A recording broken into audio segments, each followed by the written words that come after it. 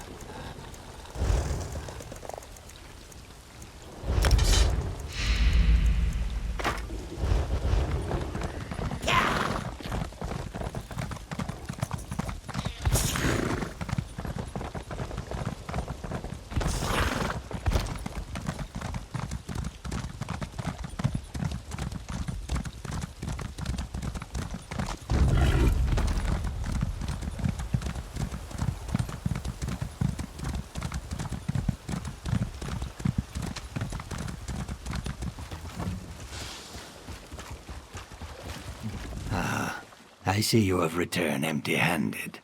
Were you unable to find the box I seek? This pendant belongs to the Root House people. It seems their hunting party arrived before you could. Perhaps they took the box with them. Their campsite is just a ways north of here, if you don't mind helping me further. Be cautious. Though the Root House people may not be hostile, their greed runs deeper than the Hist's roots.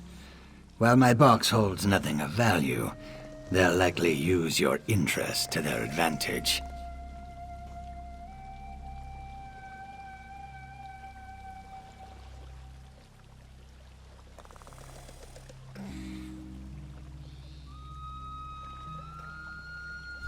Oh, yes, of course.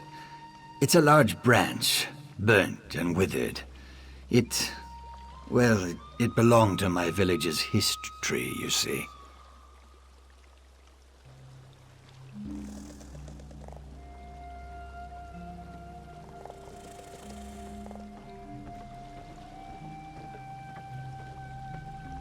When your task is complete, meet me in the Brightthroat village. It pains me to ask so much from you, but please know that the branch you seek holds great importance to me. I don't know what I would do if it was lost. Yes, I always have. When my village's history was burned, I was able to pry a single branch loose. I've magically preserved it for many years. It is my only remaining connection to my village, and to the members of my tribe. A tribe's connection to its hist is sacred. One cannot exist without the other. So I felt as long as I had this branch with me, my tribe could never truly be gone. A silly thought, perhaps, but one that has kept me going. In the past, I couldn't bear to call anywhere home, and so I only wandered. But now I have finally found my way back to Murkmire. Today I shall be welcomed to the Brightthroat village, and become a member of their tribe.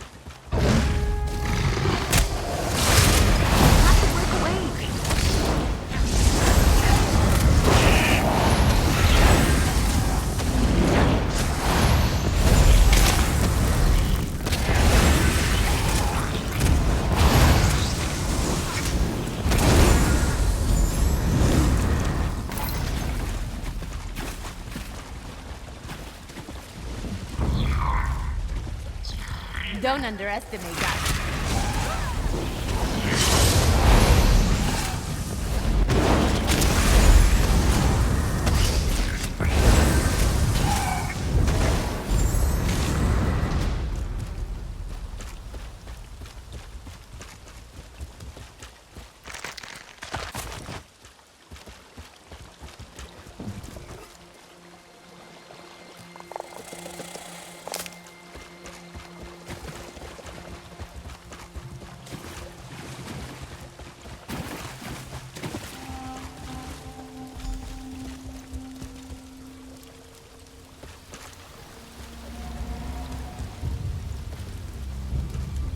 What business have you with the Root House people?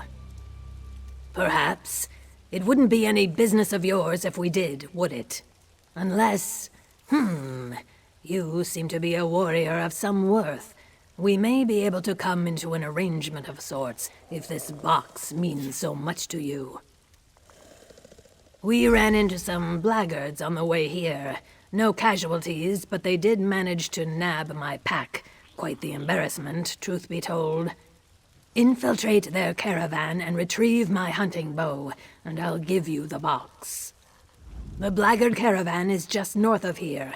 Shouldn't be any issues. Just keep to the edges and stay alert. It belongs to my Uzith Biko, my bonding ritual partner. He is a fine specimen, so I had to make sure to steal something of great worth. The hunting bow you seek has been passed down through his tribe for generations. Of course, how else would I prove myself a worthy companion? That's why this theft stings so greatly. For the blackguards to steal that which I had already rightfully stolen? Such an embarrassment.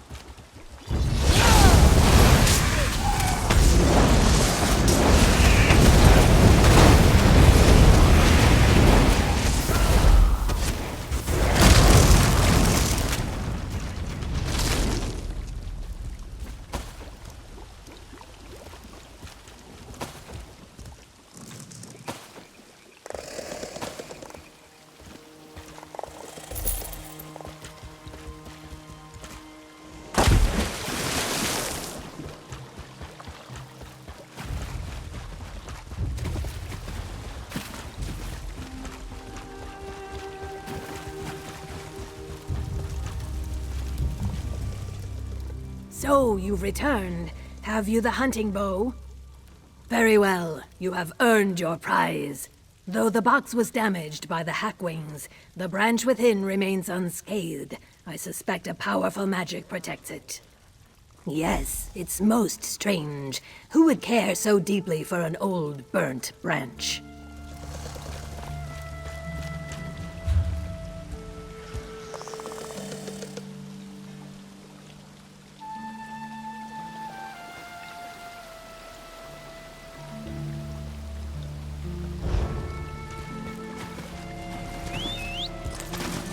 Yeah, let's go fast.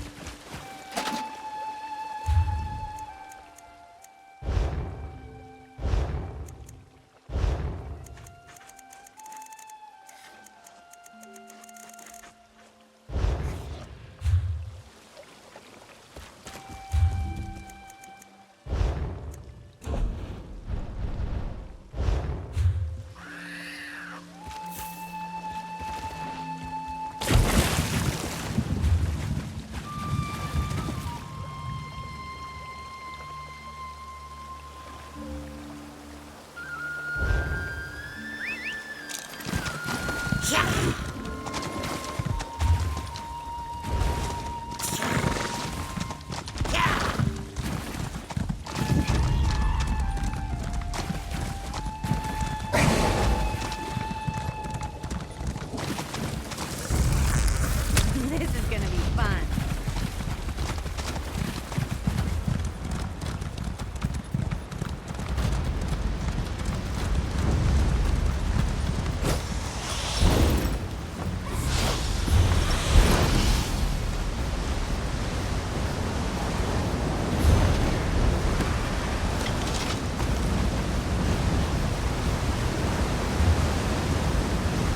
Snake, that's my coin purse, and you know it.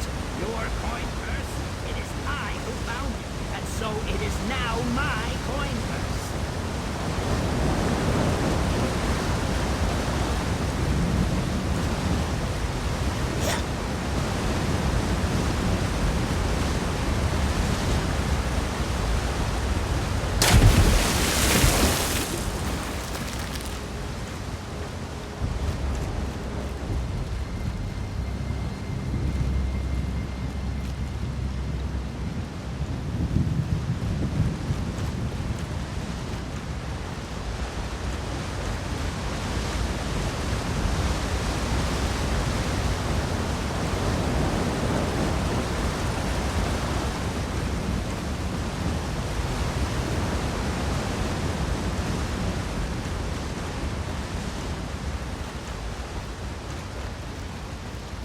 You have to understand. Some of the things that you possess.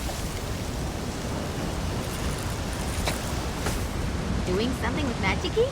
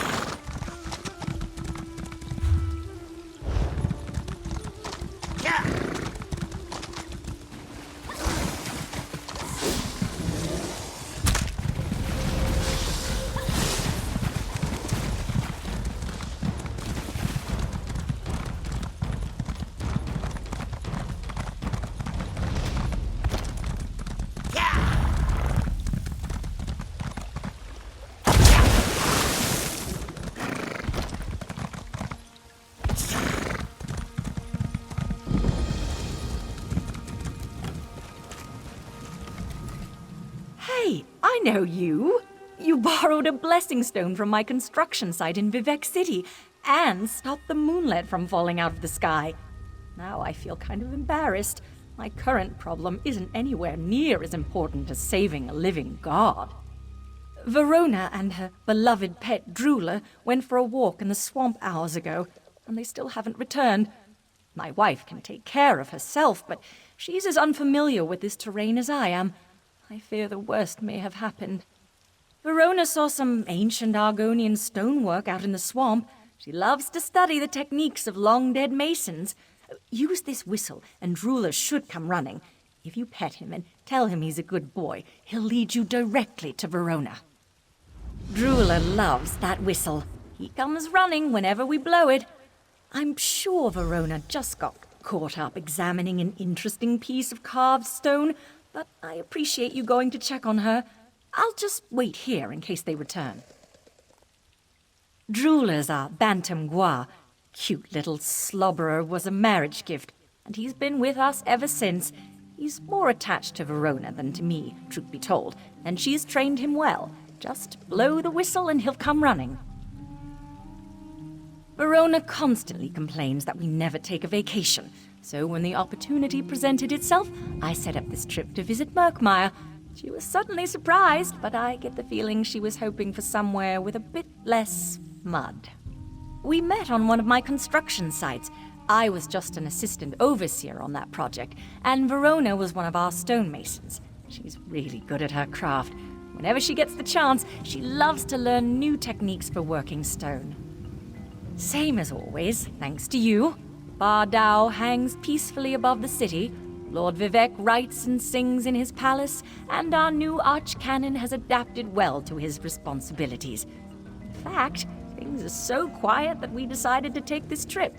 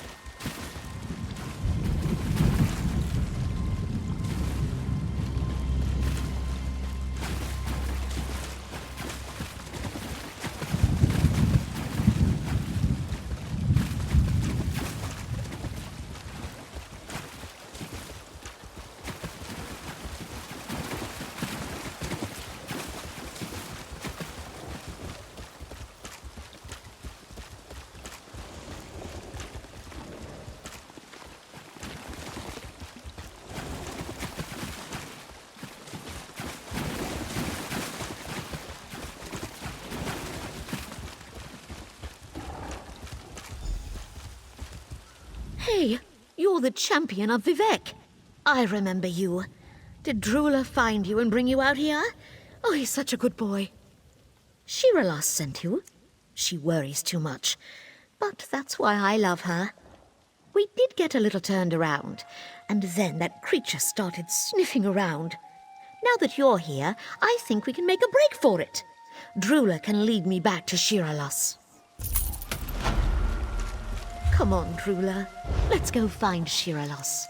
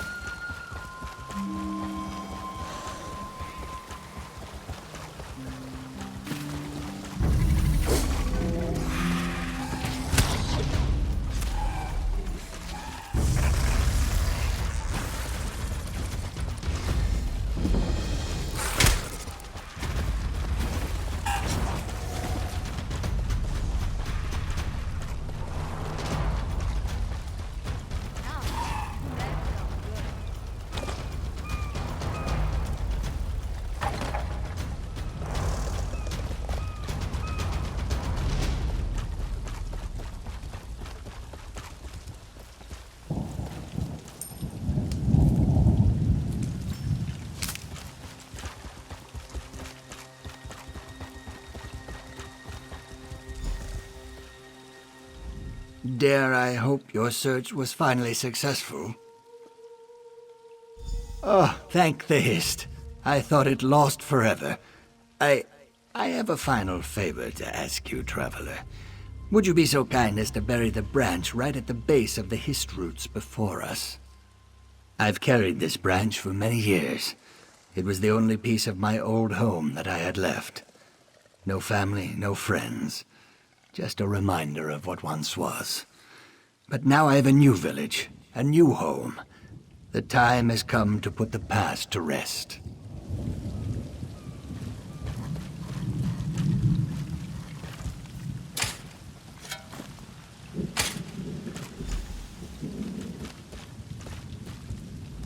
By your hands, my traveling has come to an end.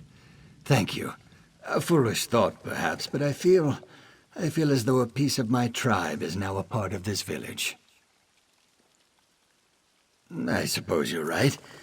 I was as much a part of my tribe as any branch of our Hist. Here, your reward. Thanks to your actions, I feel as though I can finally find peace. And after so many years of mourning, that is no small thing. Now is the time to work towards the prosperity of my village. I've already offered my services as a healer, of course. I have quite a bit of experience in the field, given my various travels. I mourn the loss of my village greatly. Every waking moment I thought of that night. The screams, the blood, the ash. So I chose to leave Murkmire. Still, though, I carried the branch and the memories. Many places, though I spent most of my years in the friendly cities of elsewhere. It was there that the name Hands That Heal was gifted to me, due to my magical skill. And then, after many long years, I made the choice to come home. I simply realized how greatly I missed my homeland. The thought of dying on foreign soil, away from the roots of the Hist, was too sad to bear. And so, here I am.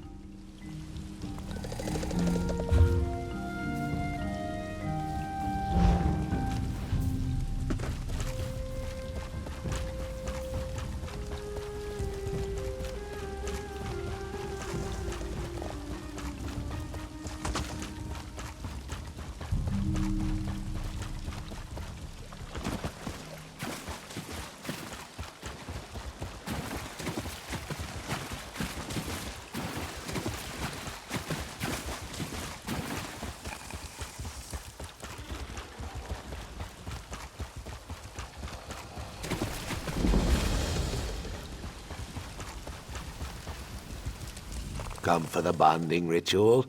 Not to partake, obviously. You're early either way. You might want to make yourself scarce until it's actually time for the ceremony. The bonding ritual is very important to the tribe. Everyone is under a lot of pressure to make sure everything is perfect. There's some commotion in the village right now. Raised voices, tempers high. Not the best time for visitors.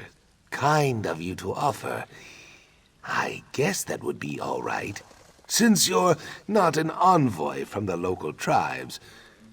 Don't say I didn't warn you. You'll want to speak to our tree minder, Pavu. She'll know what to do, and give you a proper welcome. I'll just stay out here until things settle down. If anyone asks, I'm hard at work, gathering plants for the ceremony. You've never heard of the Brightthroats? We're very well known in Murkmire. Our crafts are highly sought. We trade with most of the tribes. Lilmoth, too. That's why the bonding ritual is so important. It renews our ties to the other tribes. A marriage, you would call it. No, a honeymoon, I think. We choose who will lay and sire the next clutch of our eggs. We Brightthroats invite the other tribes to send envoys and bond with our tribe. Without them, it would be bad.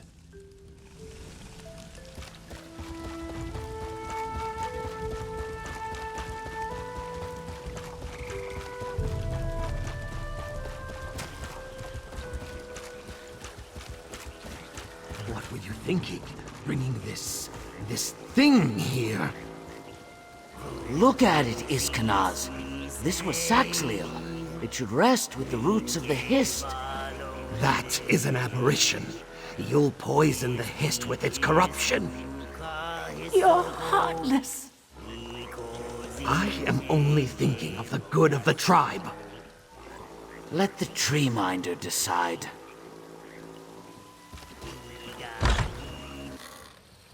We should leave it to the bog. Surely you agree. Oh, Tree Minder. The Ogel, just as you said. Greetings. I am Tree Minder Pavu of the Brightthroat tribe.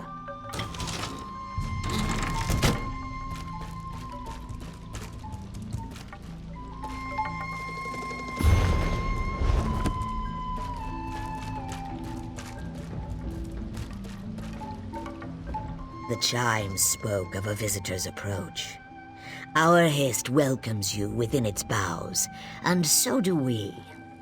I regret that you arrive for what should be a joyous occasion to find only worries and troubles. We are amidst the preparations for our tribe's most vital ceremony. Now a warped and withered stranger has died at our roots. An ill omen for the arrival of our guests.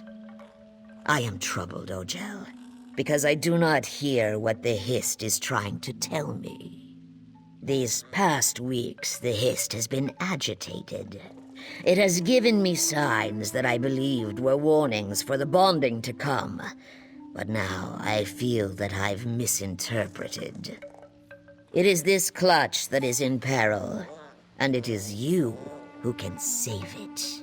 The chimes speak of pain. Our children are suffering, but they are not hatched. The egg tenders have brought me no concerns about the clutch's well-being, but the Hist always speaks truth. Go with Iskanaz. See what I am blind to. The only thing I am certain of is the Hist's grief. If the Hist tells me our eggs are suffering, then it must be so. The egg tenders either can't or won't tell me what is wrong. So, my hope is you will fare better. The Hist's wisdom is infinite, but our ability to understand them is limited. To commune with the Hist is to see, to hear, to smell, to feel, and even to taste in a way not your own. Discerning the meaning of these signs is not a simple thing. The Hist favors you, but there are other reasons. Secrets kept from a tree minder may be less well hidden from a stranger. They are not suited to it. Suspicion is not in our nature. I only even consider wrongdoing because I must. I cannot turn to our allies for aid either.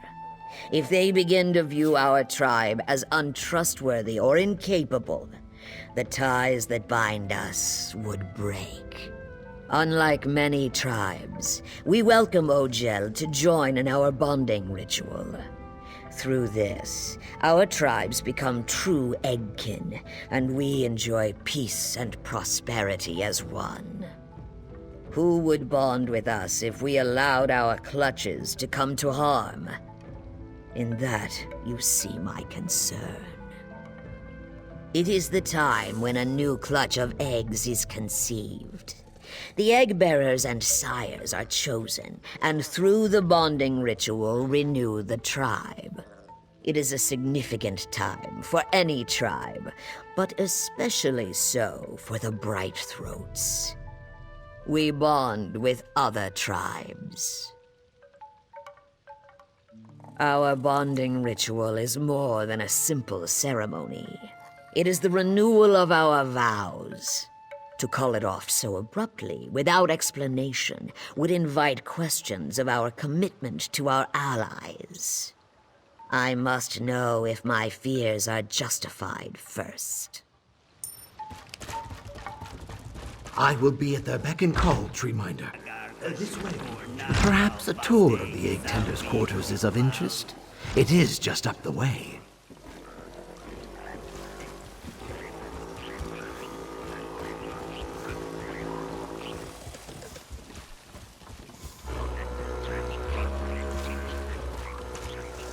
Our visit should not arouse suspicion. We host many guests, but your discretion would be appreciated.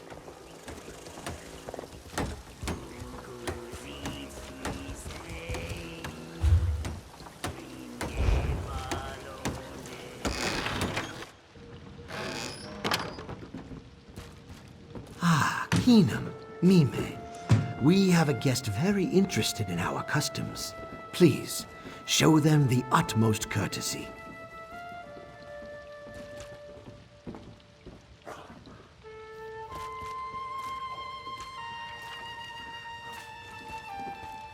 Sorry about the mess here.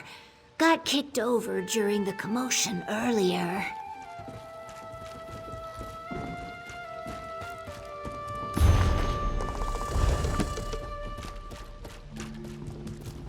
Have you come to learn all you can about egg tending before you witness our bonding ritual?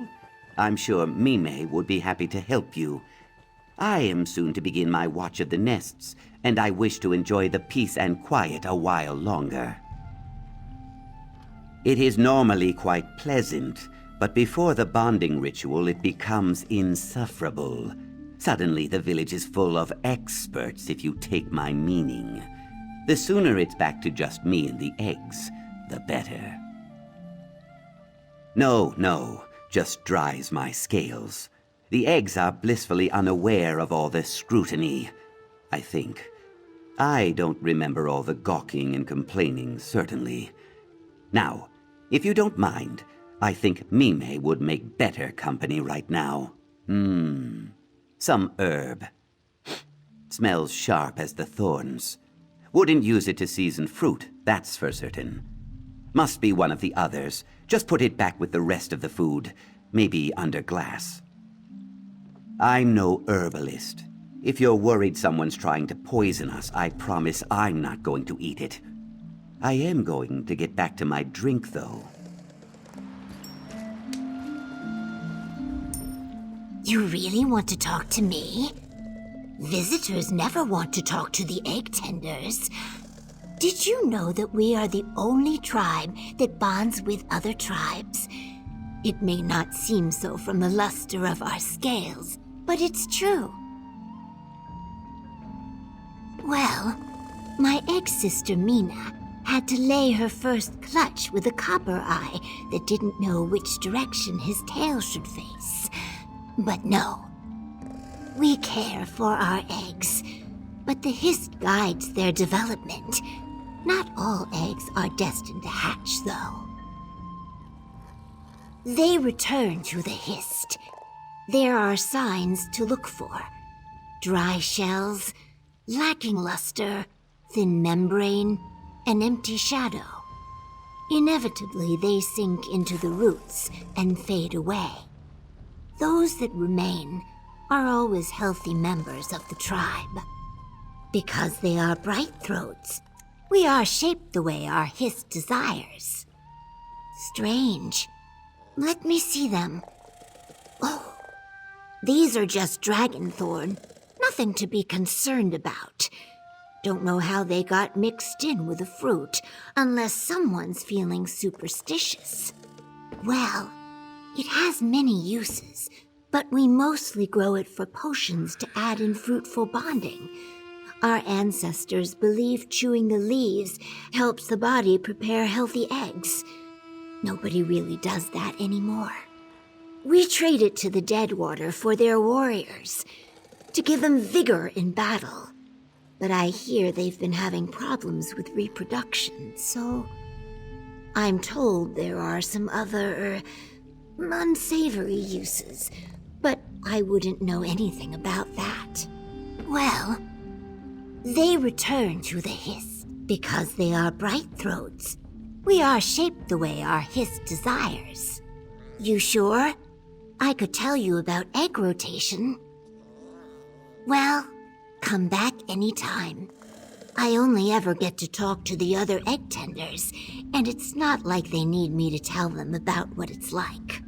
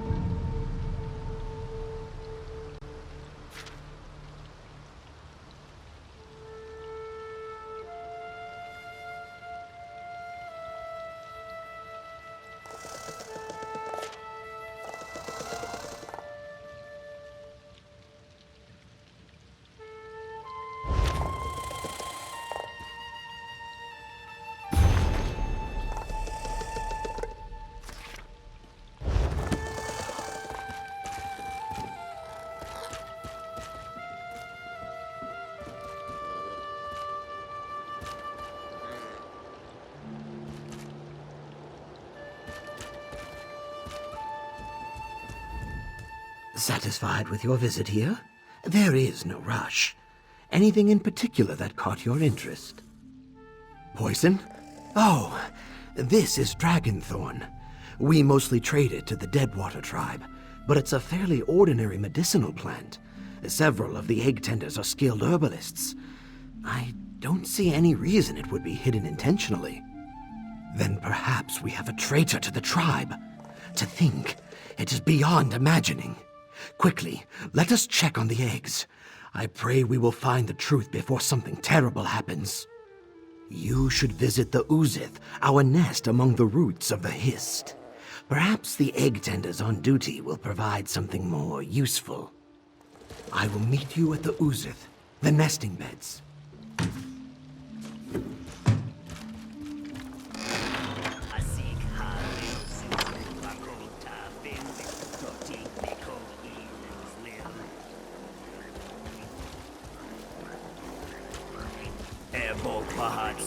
Zalil uzit puta drodzelil naga kajun kornakal vaste hizal bikomal.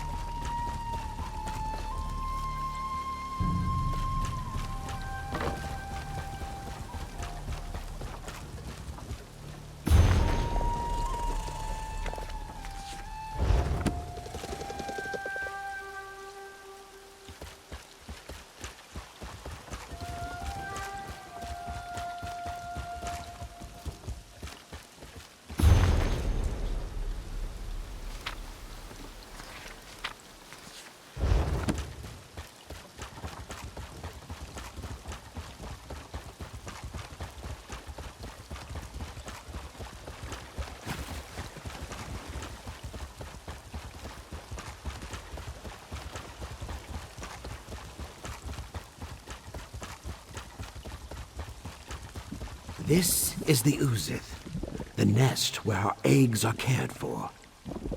The egg tenders take every care to ensure that our offspring are healthy and safe. Can you do this another time, Iskanaz? We're already behind.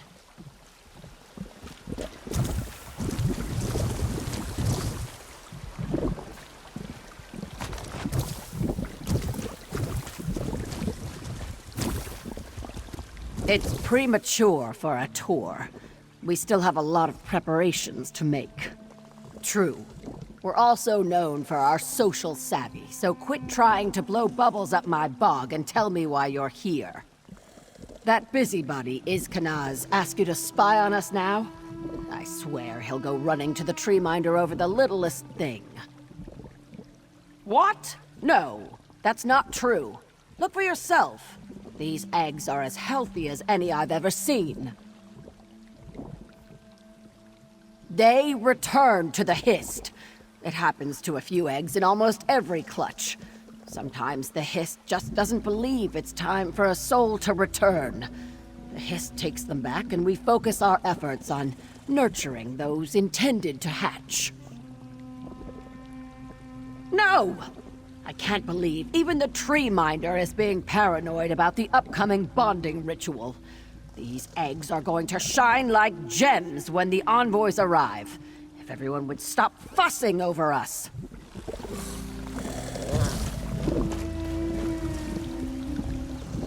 I'm sorry. Did you need something? It's nothing. I'm just upset from an argument earlier. Forgive me. I just felt so sorry for him. The idea of leaving him to rot, I'm sorry. Can we talk about something else? No. Why would you think there's something wrong? What? No. No. That can't be. It can't. I have to go.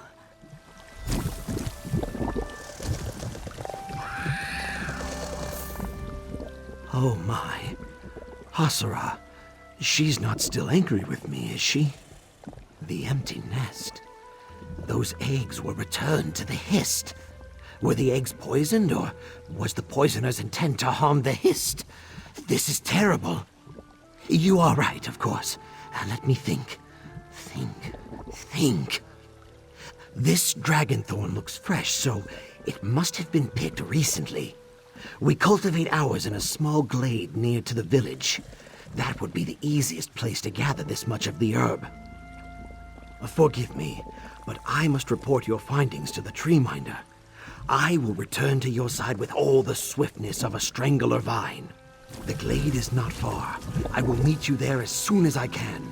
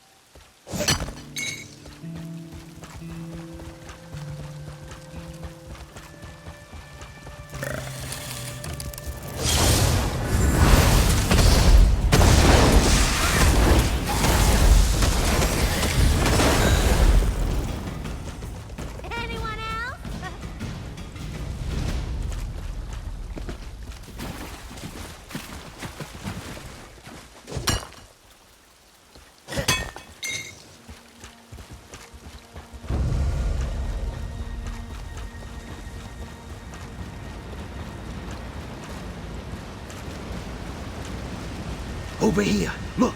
A body in our drying hut.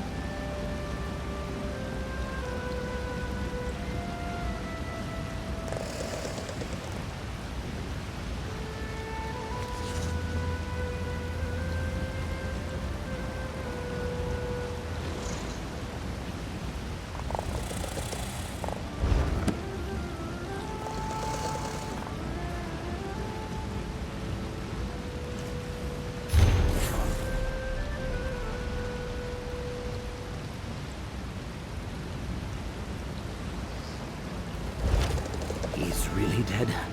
He looks to be Vishkalil. You can never be certain with the ghost people. What happened here? That dead man is one of the Vishkalil, the ghost people tribe. Are they responsible for our troubles? Who would want to kill Hasura? That makes no sense. And who killed the Vishkalil? Don't tell me you think Hasura killed this Ojel. She averts her gaze from our cook fires for pity of the creatures on the spits. She could never have done this. As mud is my mother, it's true. How could she? Giving our eggs to the Vishkalil of all people. I don't care if they were not meant to hatch. The ghost people should never have been allowed to lay a hand on our eggs. We must tell Pavu. What about Hasura? Let the Vishkalil take her for what she's done. I'm sorry. I did not mean that. They'll kill her, or worse. Hasura will have to face judgment for her actions, but it should be the tribe's judgment. You hear that? Hasura, is that you?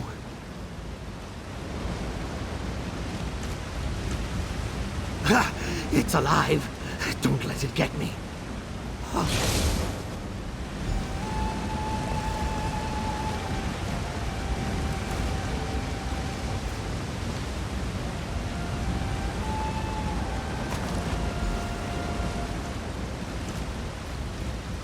Another of these twisted branches dies among our roots.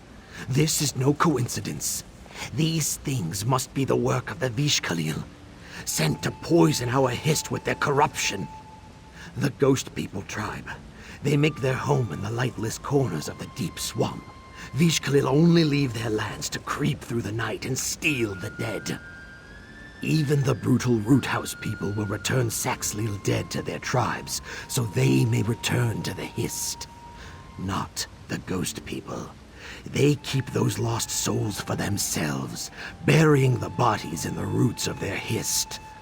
Or worse, profaning them in strange rituals that keep souls from the Hist, or giving the dead legs to wander through the murk as dreadful watchmen. They mean to poison the whole village and steal our dead. We must find where these monstrosities come from. We mustn't let this trail go cold. This may be our only chance to find the vile den of the Vishkalil before they unleash more foulness upon us. All the more reason to keep on the path before us. She may have bested the attacker we found, but perhaps there were others. The only thing certain is that she will not be safe until the Vishkalil are dealt with.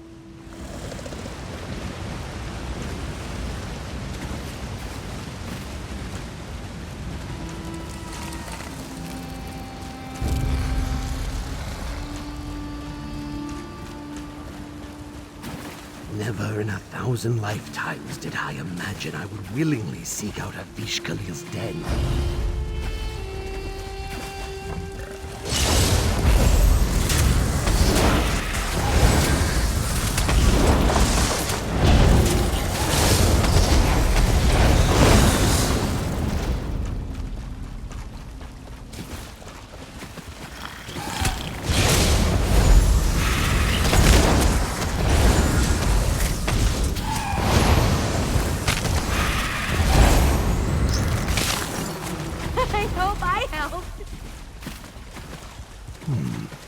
They have an odd, familiar scent.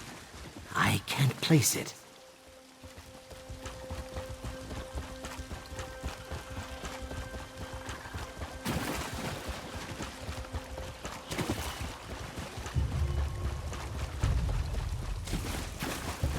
Just looking at these scales make me itch.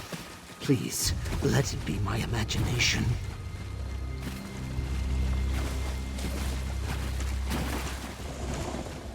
This might be working. This might be working.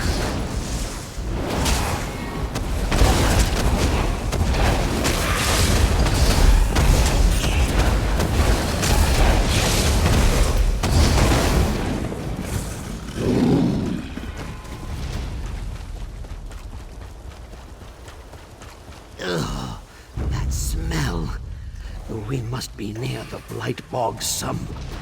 Of course, this is where the Vish Khalil would make their home.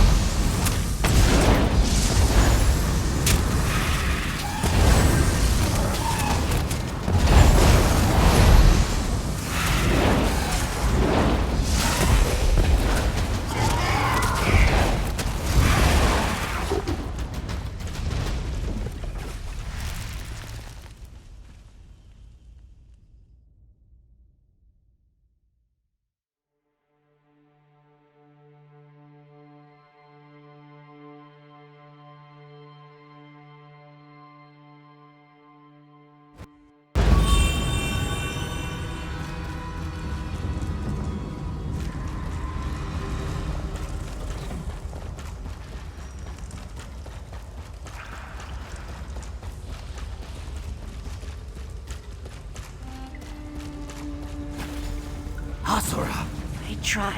I tried to save them. It all went wrong.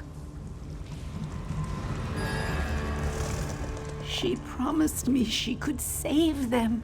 She promised me we were going to care for them and they'd live. I just wanted them to live. I don't know. She convinced me to bring her these eggs only to poison them. Look what she's done to my babies. How could anyone do something so cruel? I know. A mother knows. Rinakal's poison did this to them. Why? Why did she do this to us? People speak of the Vish Khalil as if they're monsters, but Rinakal seemed warm to me. She listened to me. She understood my emptiness. She took away my pain. I trusted her more than my own eggkin. I feel like such a fool. They don't feel the way I do. How can they? They have been chosen for the bonding ritual. Every day I tend to children that aren't my own. I love them. I really do. But it's not the same. They don't understand. I've tried, but her concerns are always pointed outward. She must think of the good of our tribe. My desires are small compared to the needs of diplomacy. It was for me at first. I thought I could make myself the best choice for the bonding ritual with it. When Rinakal asked me to bring her our unseeded eggs, I rubbed it on the shells to give them time, to strengthen them so we could save them. No. Is that what you want to hear me say? That I was stupid, foolish, pathetic? I know it. I can never forget it. When I look at those unseeded eggs, I just see myself, incomplete, broken. Seeing them fade away breaks my heart. Rinakal saw that and offered me hope. I just wanted to believe it. All of it. That we'd all be happy. It was too much to ask.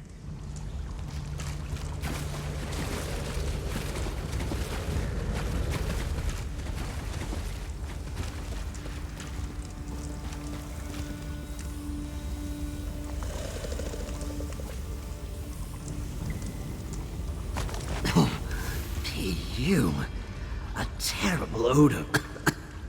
It sticks in my throat.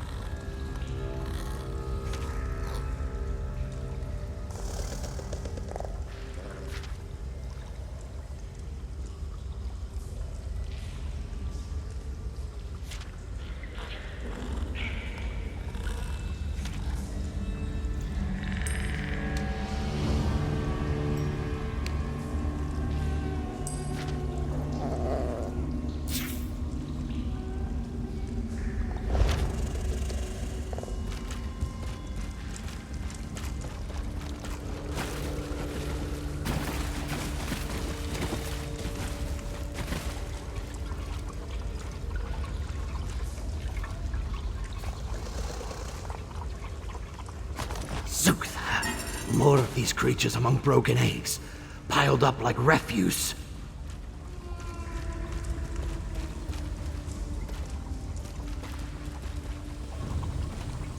These were our babies. How could you? Ugh, don't breathe it in. My nose burns from here.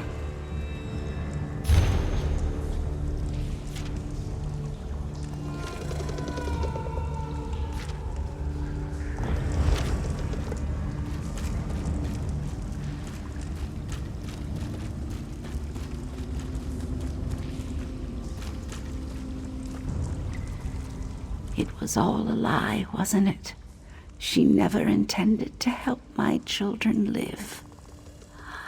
She doesn't even care that she's hurting them. She's using them, twisting them.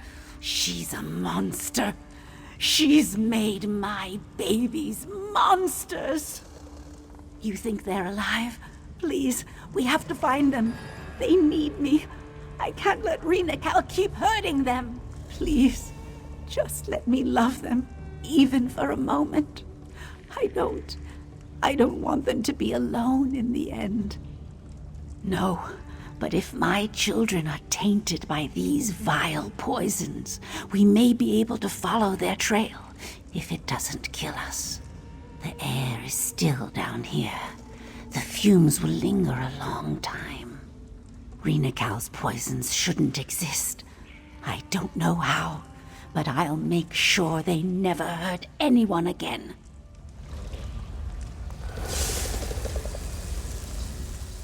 We should take Hasura and go. Surely you've gathered enough to prove how dire the situation is. No. You're telling me these creatures, they came from our eggs? I thought I was prepared for the worst, but this is abomination. I must warn Pavu. She will know what to do. We are a peaceful tribe. Our village is not prepared to face monsters made from their own flesh and blood. I must warn them. If you wish to wade deeper into foul waters, I will ask the Hiss to watch over you.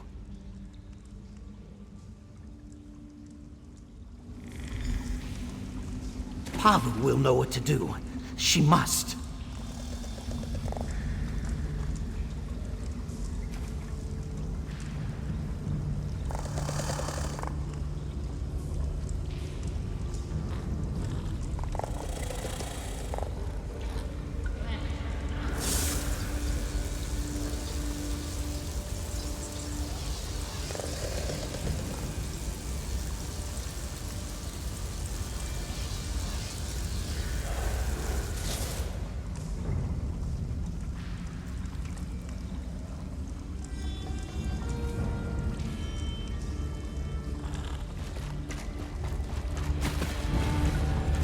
I cannot leave yet.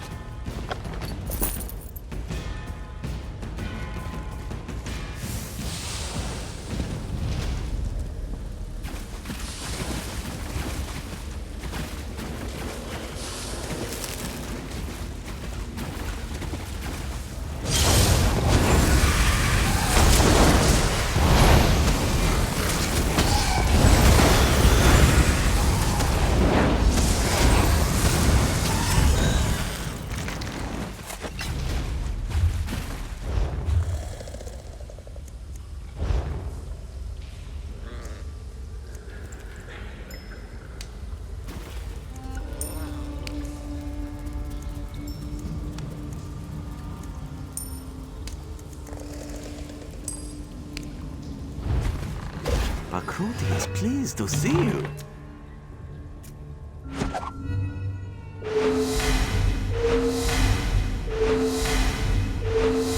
You will need to purchase a crate from the store to continue, my friend.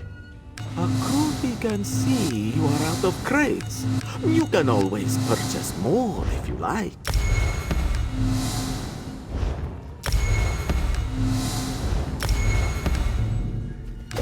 Your crates. Goodbye, my friend.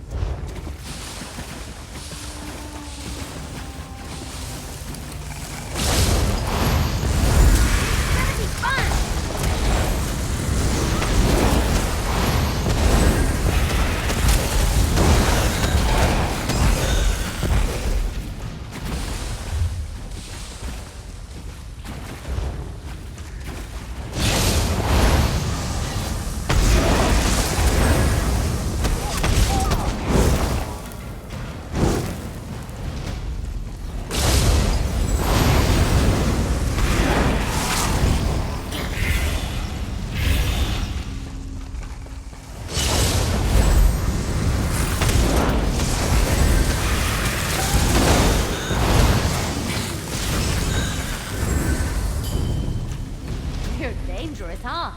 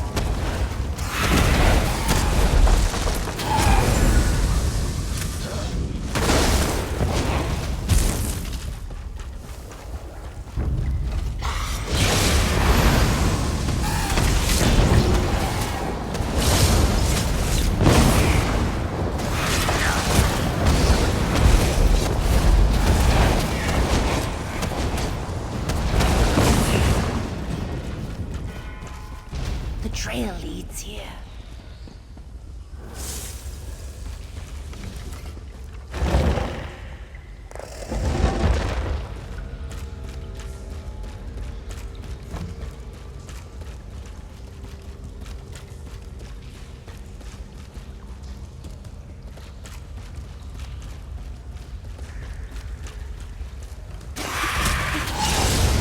Losing poison.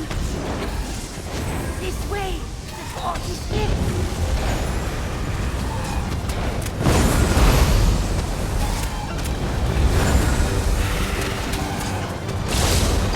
Quickly, he's spinning.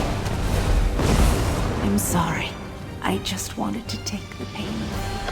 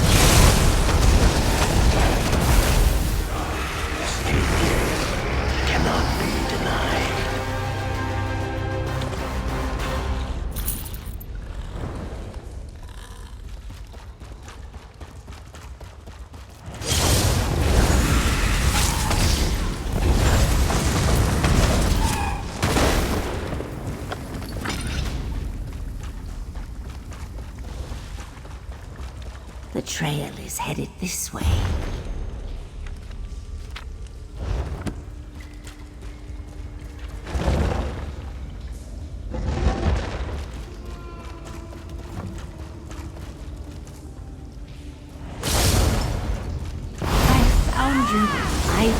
They're making more poison. Be careful. I'll try to mix an antidote. Over here. I have an antidote. Let's keep moving.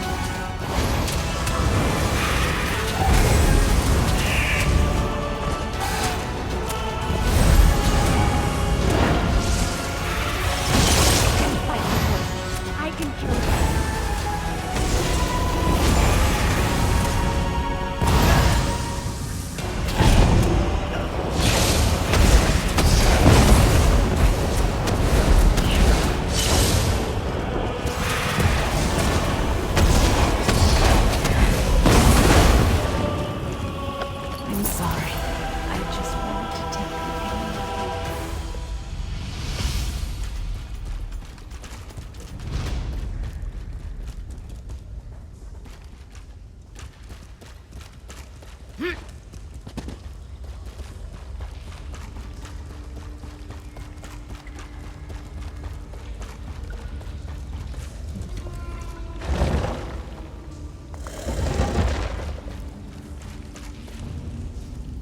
We can't let Reenacal do this to anyone else. No one should have to feel this kind of pain. I'm ready. I don't care what it takes. I won't let her hurt my children anymore. It'll be enough to be there and know it's over. I don't want to hurt anyone ever again.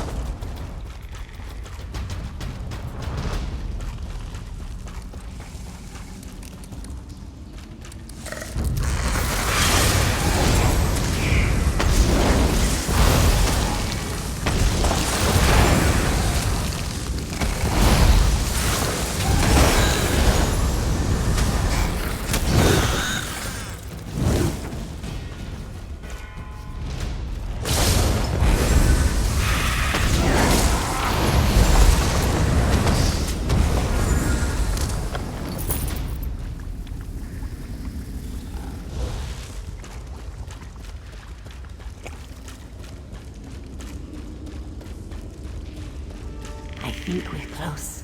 I just feel it.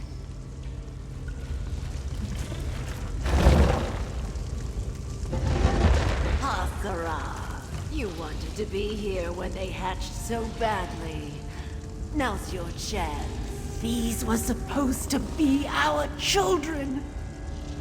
I'm so close. Can't you see that?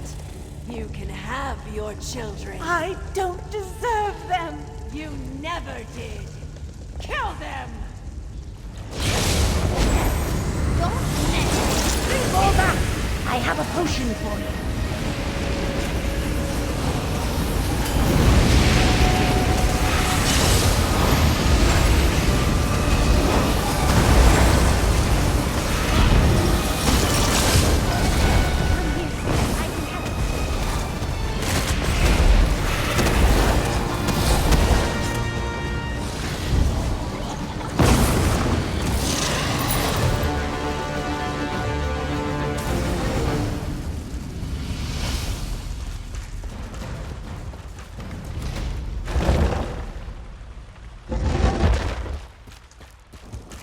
Wait!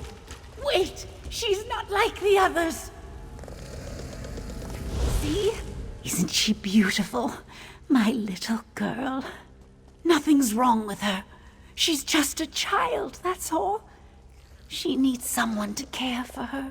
She needs her mother. I know she looks grown up, but that was Rena Cal's doing. She made her grow, but she never cared for her. She never raised her. That's why she's like this. I can fix that. I'll take her home. I can care for her there. Being part of the tribe will help her. She's a bright throat. She belongs with our Hist. They can punish me. I don't care. I deserve it. But this one has suffered enough. Pavu will understand. She will. No, she isn't ready yet. Can't you see she's scared? When I've calmed her down, I'll bring her home. You go back to Pavu. Tell them it's over now. I want some time with my little girl.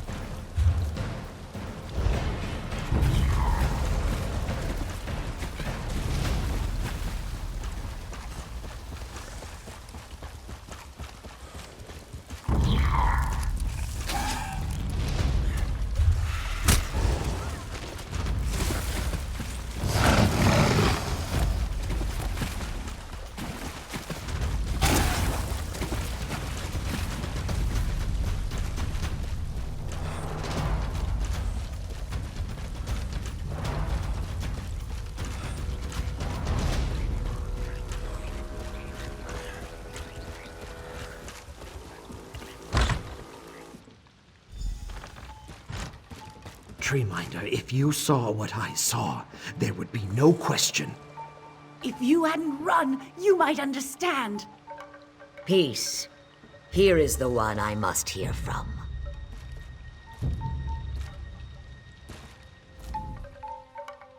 Biko Gel, I have heard much of the tragedy of our loss, and the part you played in ending it. The Hist chose wisely to entrust our troubles to you. We owe you much already, but I have one last request for you, if you would hear it. Hasara betrayed us in ways beyond my imagining. Iskanaz is right to be wary, but when I look upon her and her daughter, I feel only pity. You know the truth of this tragedy better than I ever could. It should be you that decides Hasara's fate. I can sense its relief, the calm of knowing that its children no longer suffer. What that means for Hasara's daughter is unclear. Our Hist does not answer me about Hasara. I feel its faith in us, so I put my trust in you. Speak to the others.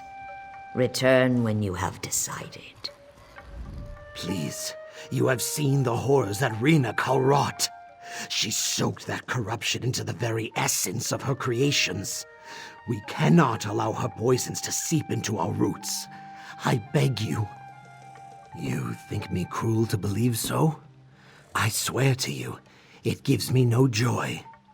One day, I might even forgive Hasara for what she's done. But if there is even the smallest chance that showing her pity will harm the tribe, I will close my heart 1,000 times. They should go, far away from our tribe and our Hist. From any Hist. never to trouble us again. If the Hist believes you are right, then you are right. I will have to hope we did not misjudge its intentions. You know it's not true what Iskanaz is saying about her. You know it. He's a coward. She needs the Hist. It can help her. She can't be. She just can't. If they won't accept us, I'll take her somewhere else. We'll have each other. That's all we need. That doesn't matter. I'll love her however she is. If I have to care for her until my dying day, I will.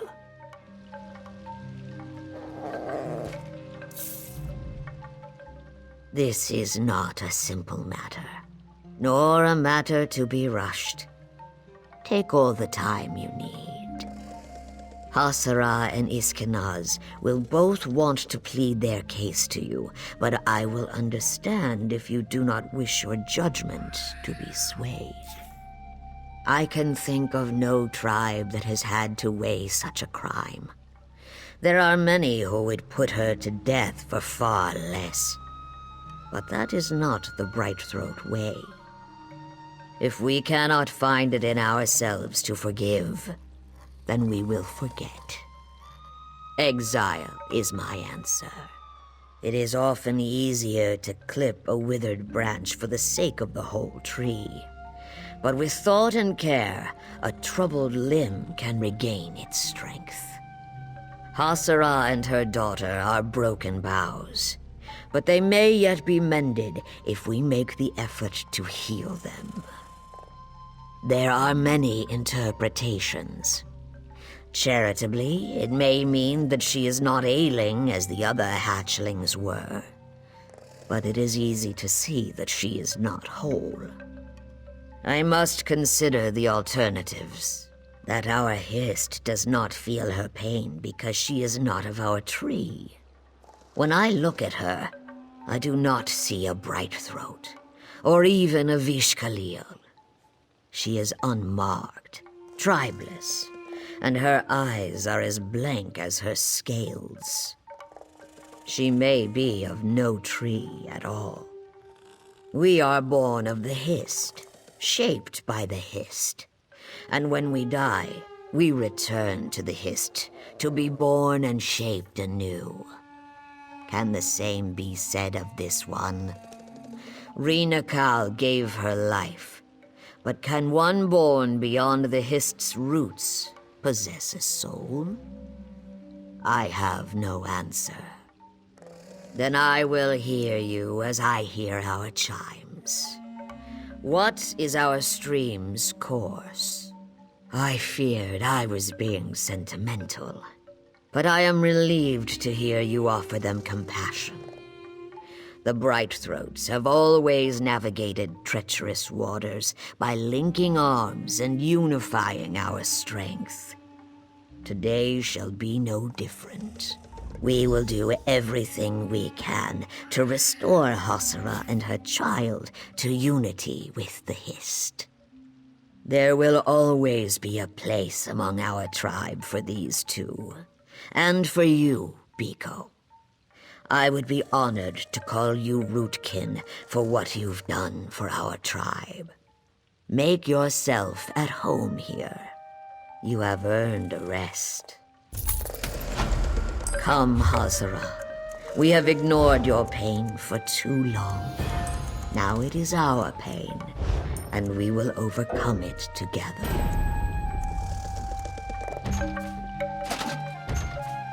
Come, my love. Let's go home.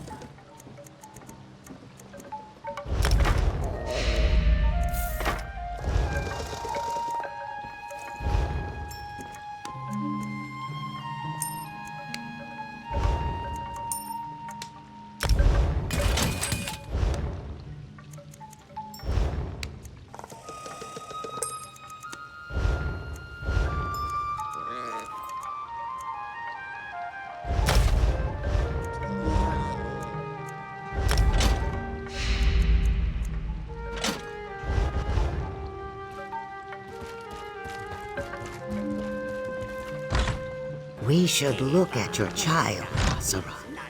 You as well. The healing hut will be quiet. Give her a minute more. She's overwhelmed. It's all right, dear.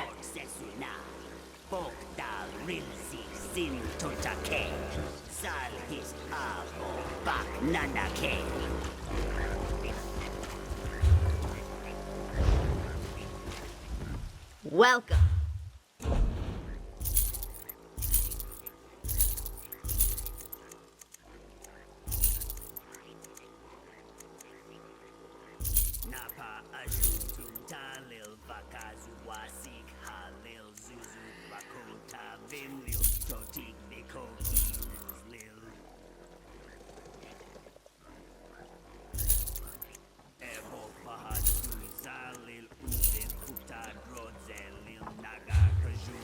Nakal vaste hizalvi komal.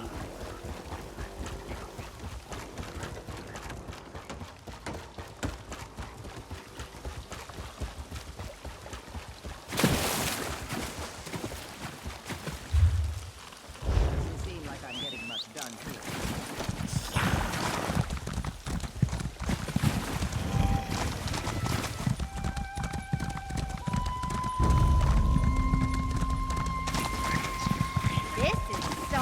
Than reading.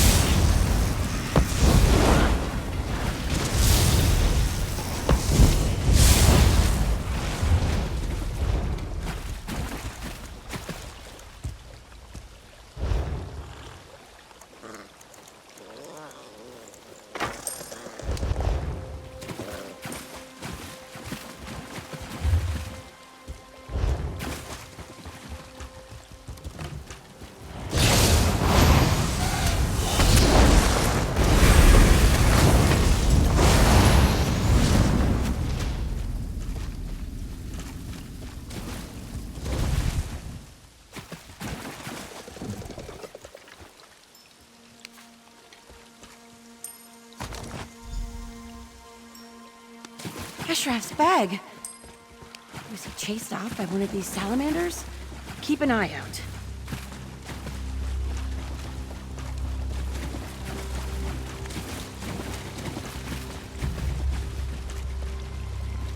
I won't lie.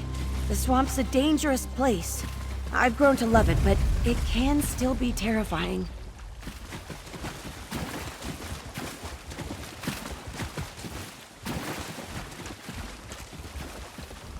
Dynia? Dynia! That's troubling. Ashraf is new, but Dynia's been at this for years. She never misses a handoff. Let's look around.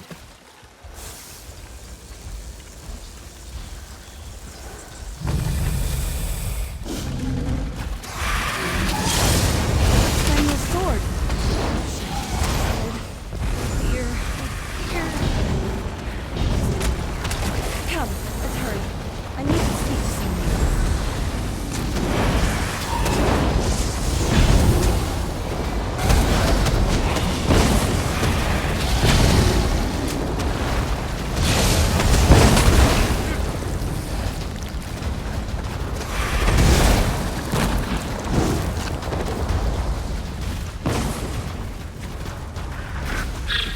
My magic will destroy you.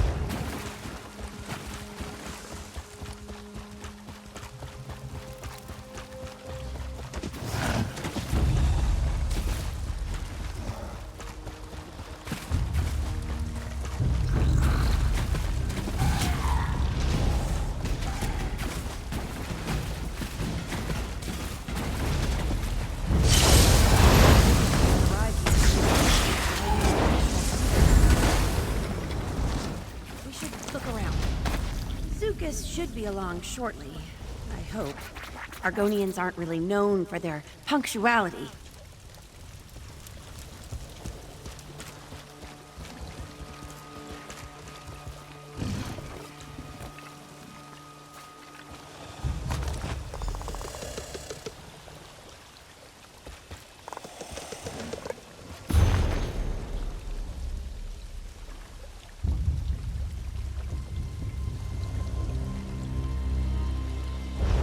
What's that? Ashraf's journal? And another stone? Oh, this doesn't look good at all. Wait. Zukas! Is that you? Sun's blessings, friend Famia. I hope you did not wait too long. Greetings, Biko, and welcome to Murkmire. My name is Zukas. I am wondering, who are you? Forgive the rushed introduction. I find that trading names and intentions makes for calmer waters. We understand each other, I think. Then this Vaka stone belongs to you, I think. Friend Famia never tires of poking around in the old hard nests. I do not know why, but very few dry-skin habits make sense to me. The Zanmirs are very dangerous. Do you have a guide? Ha, no. Truthfully, there is nothing in the Zanmirs that interests me. I hope you have a good reason for taking this journey. I should point out that simple greed is not a good reason. Ah, this does not surprise me. I hope you will not let her come to harm. Famia is a worthy friend. She honestly tries to do right by the Saxhleel, but her persistence, it often gets her into trouble. I wish you luck in your expedition. That is a fair point, and I respect nothing more than honest dealing.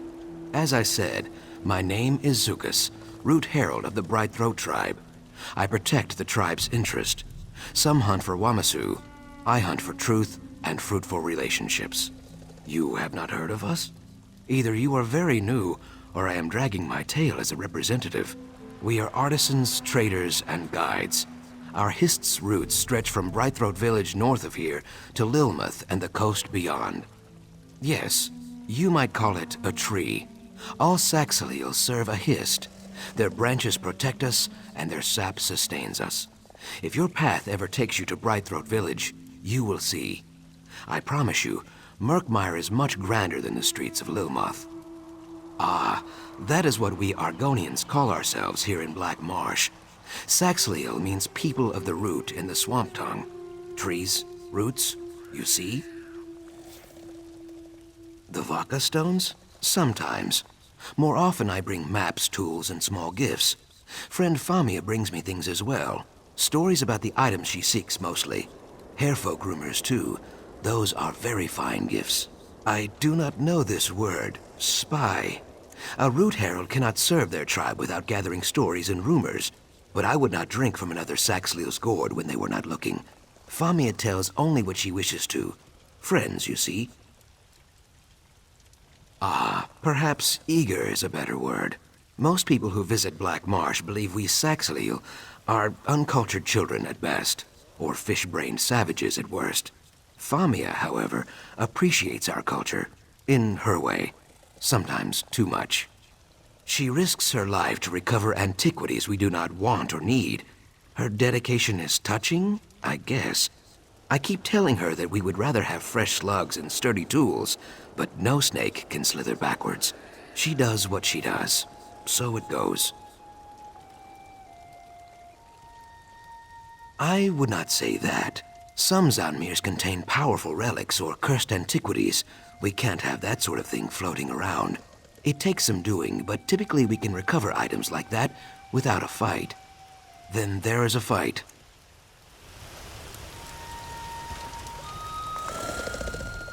I just need to take a moment to speak to Zukas about Ashraf and Dynia. Hopefully he knows something, or knows someone who does. In the meantime, why don't you head to the Zanmir? It's just east of here. I'll meet you there as soon as I can. Ugh, I'll be fine. If anything threatens us, Zukas will take care of it. This business with Ashraf and Dynia has me worried. I'm hoping Zukas can find out if anyone's seen them. Oh, before you leave, could you give me those Vaka stones and the sword?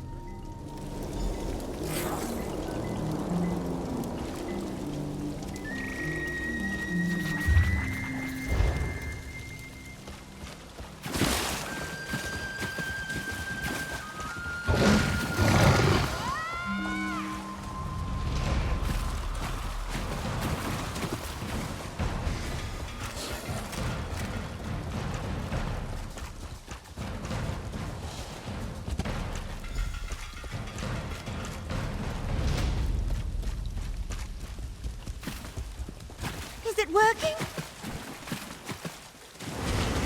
What's in there? The door awakens.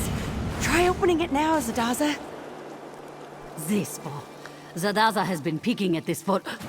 What did you do, Famia? Scholarship in action, my friends. Now, let's make some discoveries. Ah, yes. Let's get to it. We're crocodile bait out here.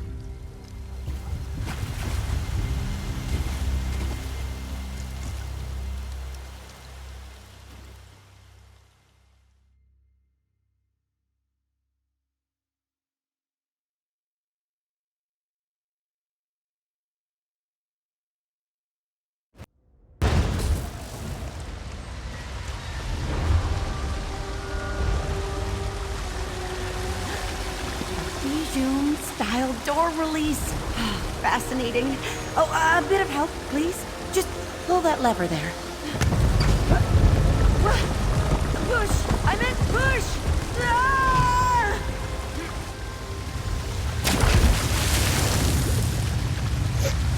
Famia, are you alive? Zadaza, you avoided the trap? A rock fell on Zadaza's beautiful tail, but otherwise she's fine. The others fell into separate rooms. Mara's mercy. Try to find a way around. We'll look for the others down here.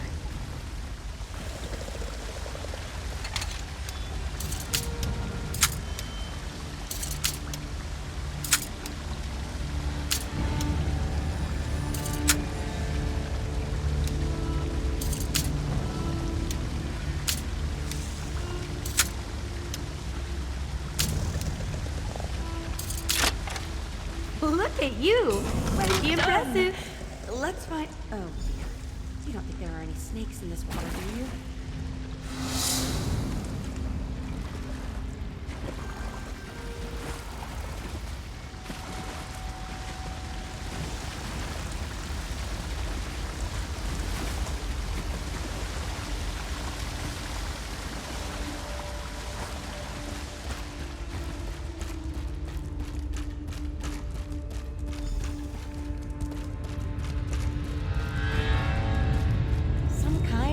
Mechanical bridge? Oh, remarkable! I don't see an obvious way to lower it. It must relate to these pulleys somehow. Look! Those columns in the water feature the same symbols as the counterweights. A 2-ton weight pulley puzzle. I've never seen one in person.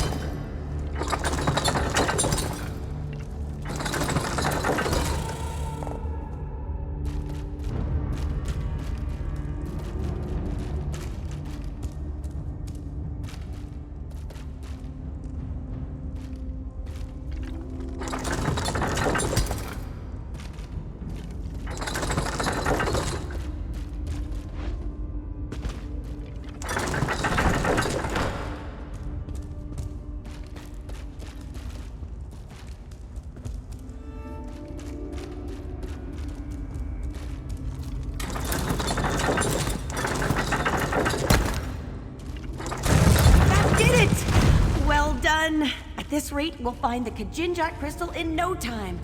My friends, too.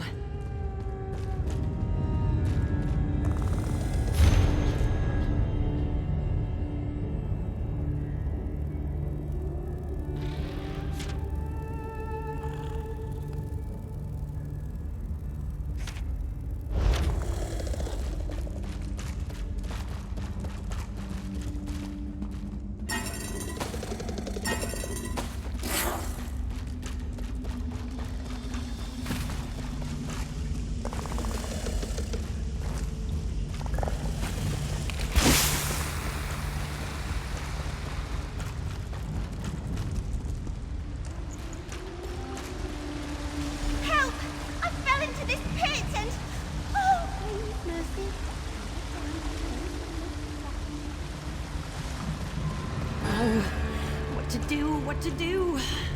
Wait, look up there. Flint vine. That could do the trick.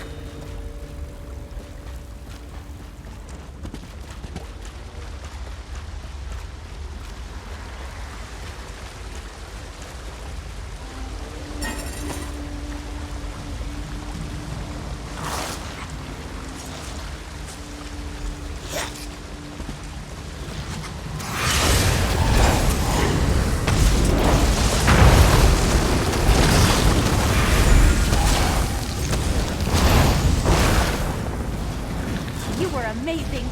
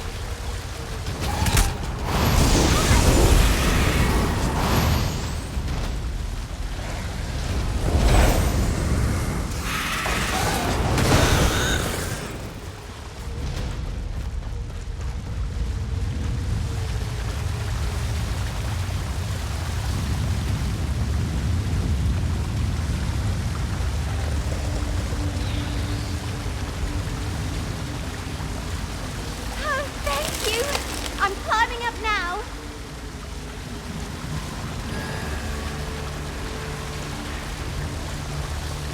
That was terrifying. I heard shouting from across the chasm. It sounded like Varro. He needs help. I just need a moment.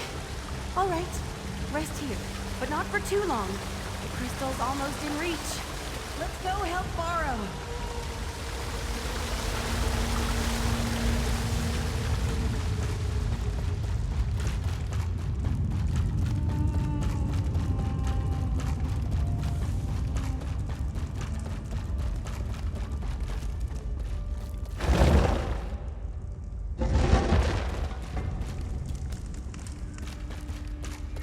Stay back, you beasts! Hold on, Varro! We're on our way! Aim for the abdomen!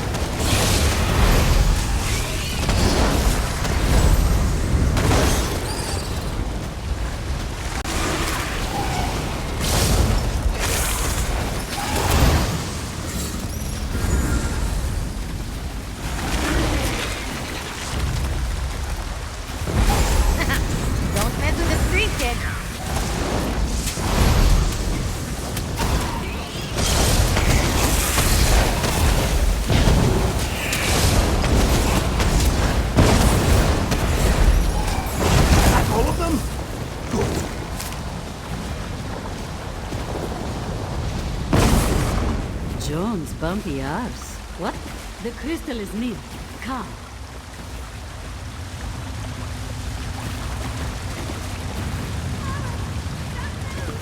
I'll get down there to heal you. Somehow.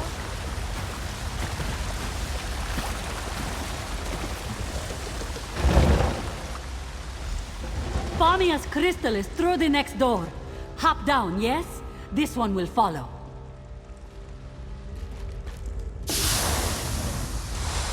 Dark moons, a trap. Lift those paws, Walker. Zadaza will disarm.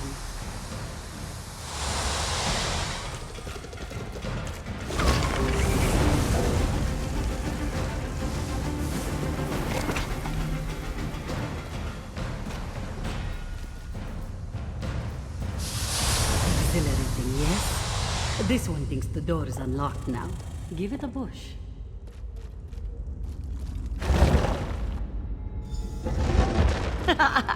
You see?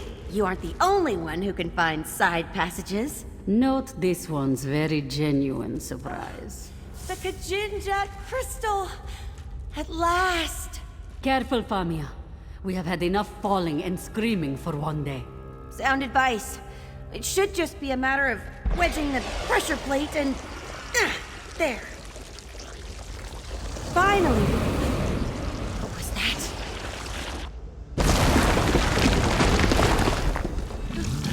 Mars Mercy! Distract it, Walker. Zadata will open the door.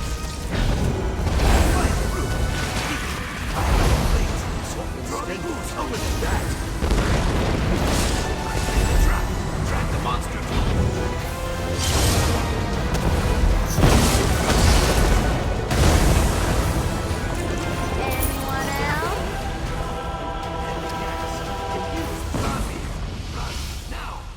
you suffocate. The door is open. Damn, Hurry! Clegg. I'm right behind you.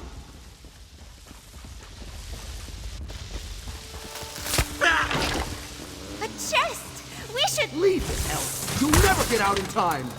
Right, you're right. Run!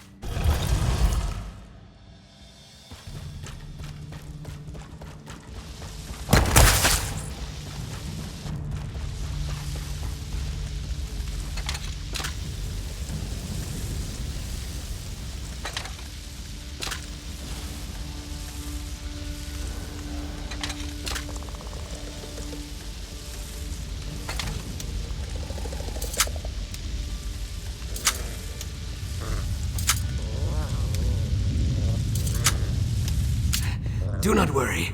I have you. Perhaps you will not stop for useless relics next time, eh?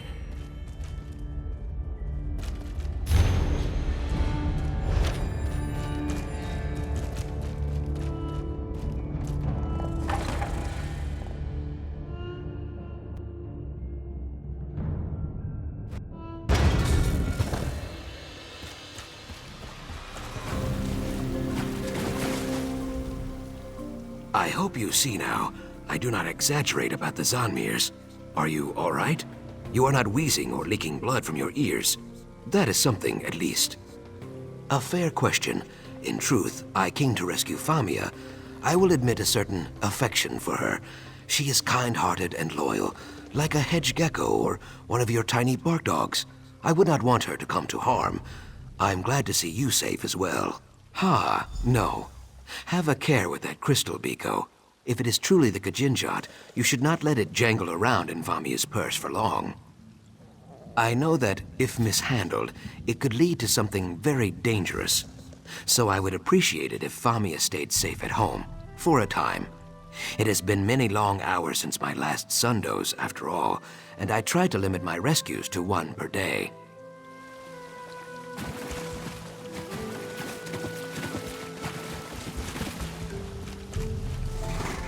That Zukas is always so polite. I don't know where I'd be without him. Despite the mishaps, we have the Kajinjat crystal, thanks in no small part to your contributions. Cause for at least modest celebration, right? No, of course not. Though some have gone worse. Anyway, we shouldn't dwell on the missteps and bungles. Need I remind you that we recovered the Kajinjat crystal? An item of immeasurable historical import. Yes, well, I had hoped to discuss that in private. Provided this little misadventure hasn't driven you from the business completely, I'd like to bring you on for another task. Let me settle up here, then I'll meet you in my office in Lomoth. Farewell, everyone. Please, do not make me do this again. Well, that was exciting, right? I have never seen more spiders. Are you joking? We nearly died. Welcome, my friend, to Exploring with Famia. That's hardly fair. Our last expedition was... Spike Pit. Well, yes, but before that... Angry Naga Heart Eaters. Ah, but what about that trip north? That wasn't... Many, many crocodiles. Madus lost his hand to one. Remember Madus? Zadaza mostly remembers his screams. Yes, but need I remind you, we acquired the Kajinjat crystal? Good for you. As for me, I'm out.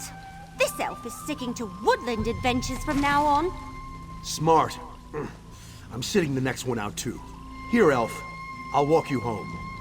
Are you certain you're up to it? Ale's cheap in Lilmoth, and there's not a beast alive that's going to stand between me and a tankard right now. Fair enough. Just take it slow, all right? A one-legged Imperial and a wood elf, fresh out of the cradle, go wandering into the swamp. What could go wrong?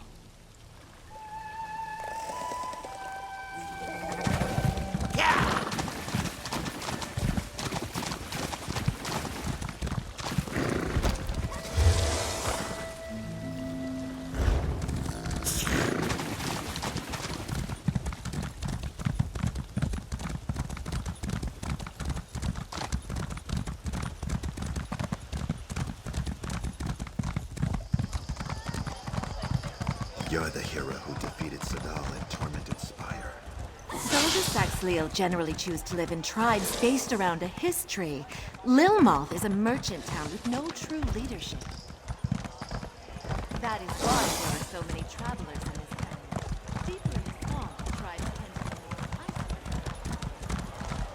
more. Have you heard that Cyrodiilic Collections managed to obtain the golden skull of Urukar?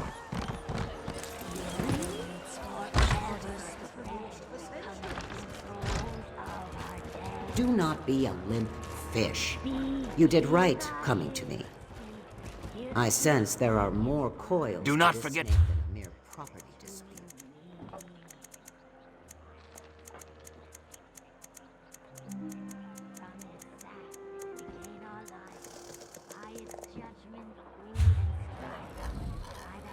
You come for the...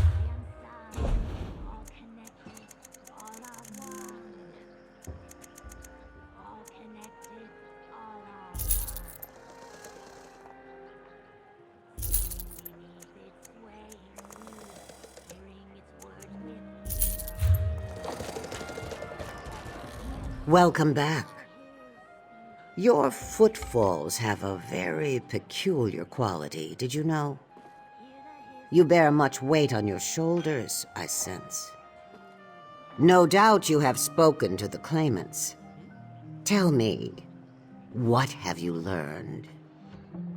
Ah, and from what Chuksu has told me, she also plans to sell the farm. Most likely to pay off the debts she undoubtedly has with such a habit. What of Nurhe? And so it all comes together. Paheza steals from her egg sister to pay off her debt to Nurhe. The salt rice farm suffers as a result. Nurhe uses this to his advantage and forces Kimaru into debt as well. The answer is now clear. The two parties must meet. Acquire oil from both a mature bog willow and a perfumed snapper. You must keep these oils separate, of course. Give the bark oil to Nurhe and the snapper oil to Paheza. It is a shadow scale custom. The oils help separate those who cling from that which they cling to. In this case, a dispute which has lasted far too long. Have patience. Soon all will be clear. Have both Nurhe and Paheza rub the oil into their scales and tell them to meet at the town's entrance. There, the matter will finally be put to rest. In Murkmire, the decision of a shadow scale is absolute.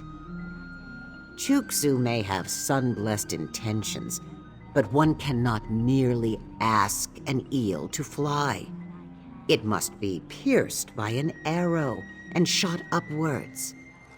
This you shall see.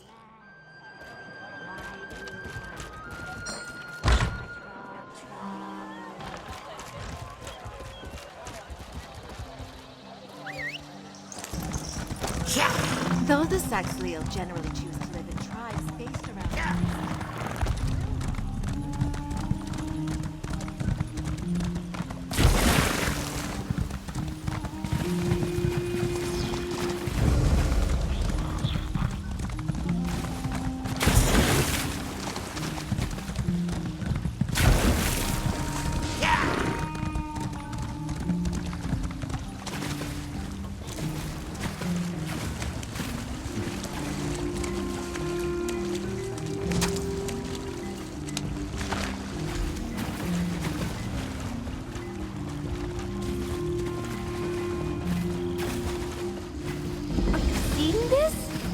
incredible.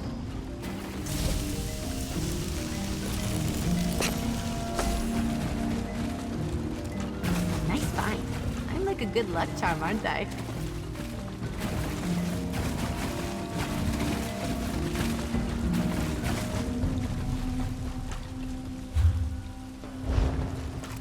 No, I need to get these calendar tablets back. Many apologies, traveler, but the Zinche Konu is not able to take visitors at this time. Did you not come to see the monument? The Zinche Konu is an ancient calendar. Each of its 12 tablets represent a month in the year's cycle. Unfortunately, all of these tablets were recently stolen. That's the sting. The thief left behind a book of riddles describing each tablet's location. However, I must admit that I am unfamiliar with much of Murkmire. It took me days to piece together the first tablet's location. I erect the spine of thanks. You'll find the first tablet in the belly of the Myrgaunt that lurks near the infamous Black Rose prison. Feel free to take the book of riddles to help in your search. It does me no good. Oh, the Zinche Konu is not merely a calendar.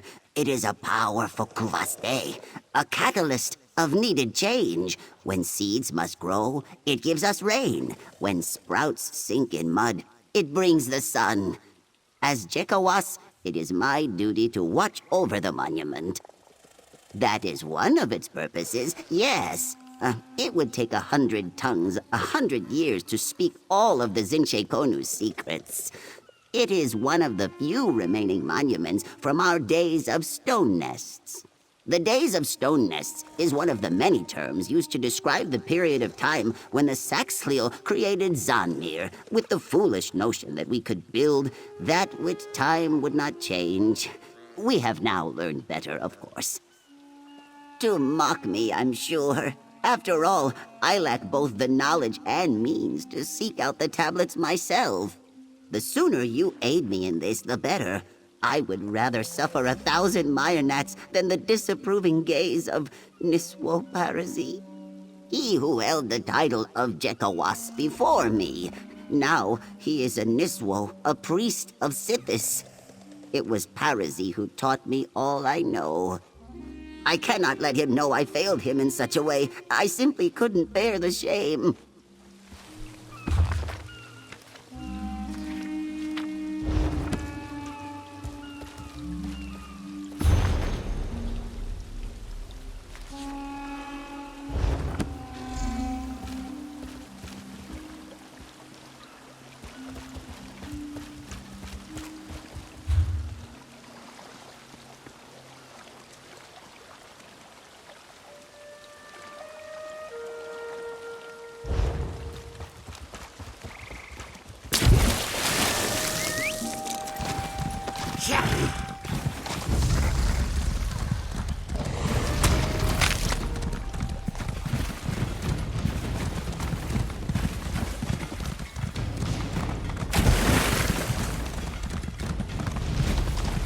I flexed my claws.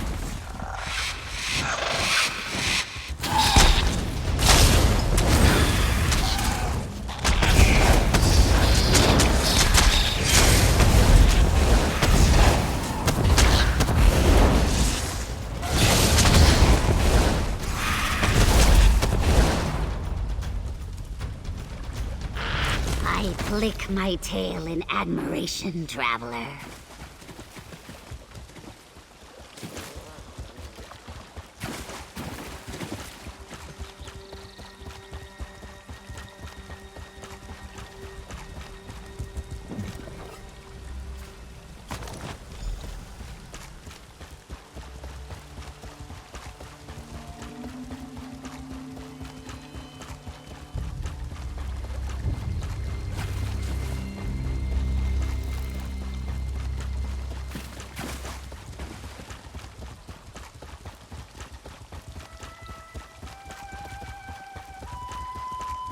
I love cities. They have a kind of rhythm to them, and it's just a matter of learning the steps.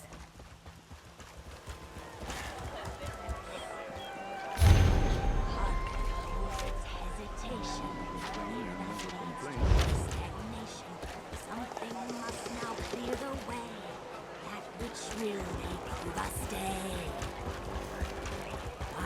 Travelers always look ahead, hearing all their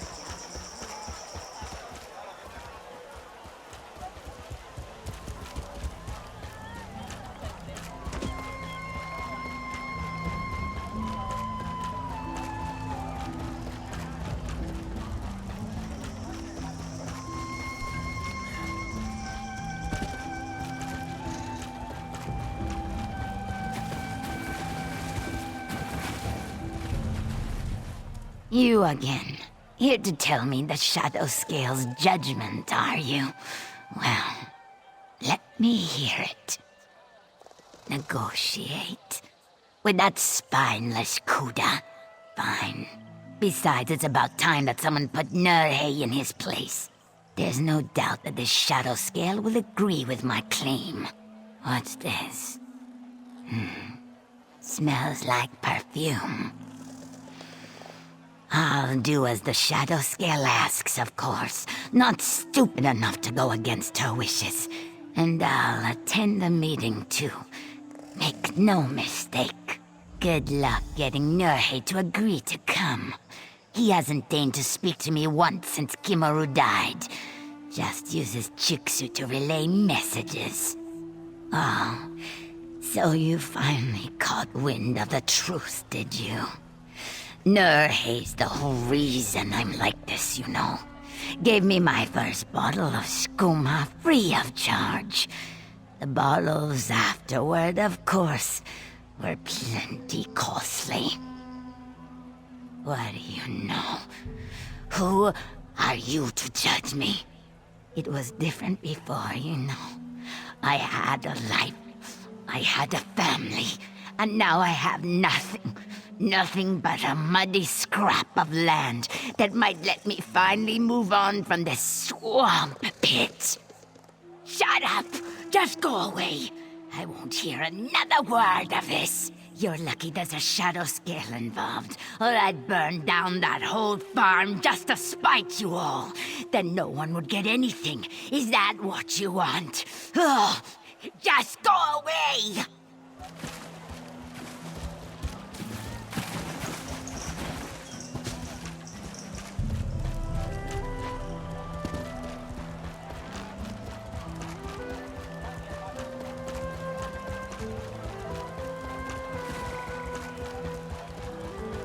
Your eyes are as lovely as muddy puddles.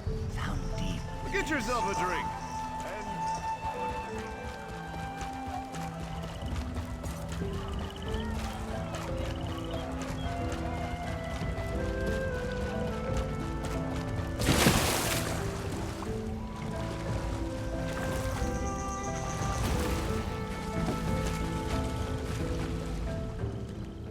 Ah, my esteemed Biko.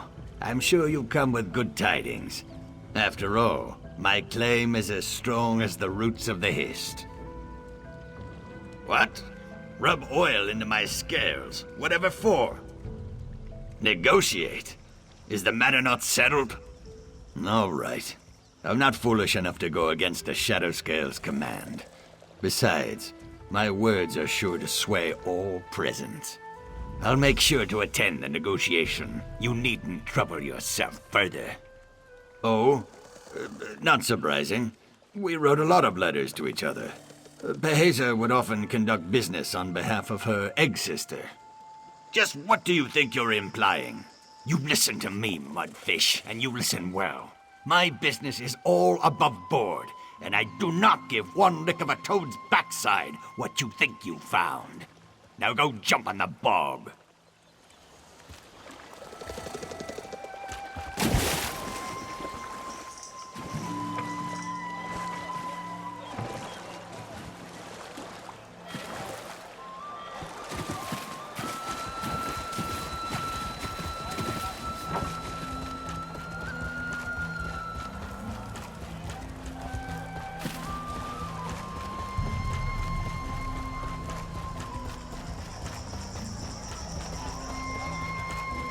Though the Saxhleel generally choose to live in tribes based around a history, Lilmoth is a merchant town with no true leadership. That is why there are so many travelers in this town.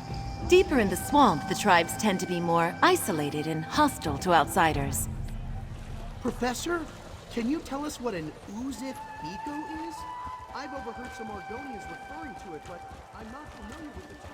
Thank you both for agreeing to this negotiation. Of course. Far be it from me to deny the wisdom of a shadow scale. Oh, please. Let's just get this over with. Before we begin negotiations, I want the two of you to shake hands, amicably, to show your good intentions in coming here.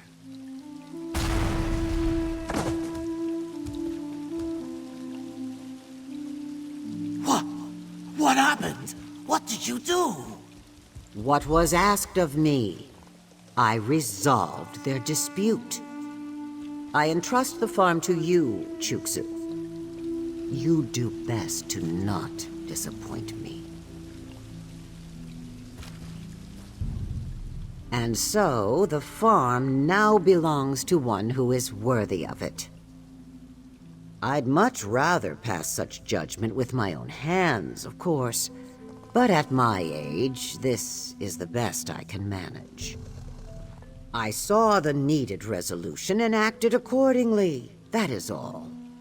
My rulings are always just, though not always pleasant. I thank you for your aid in the matter.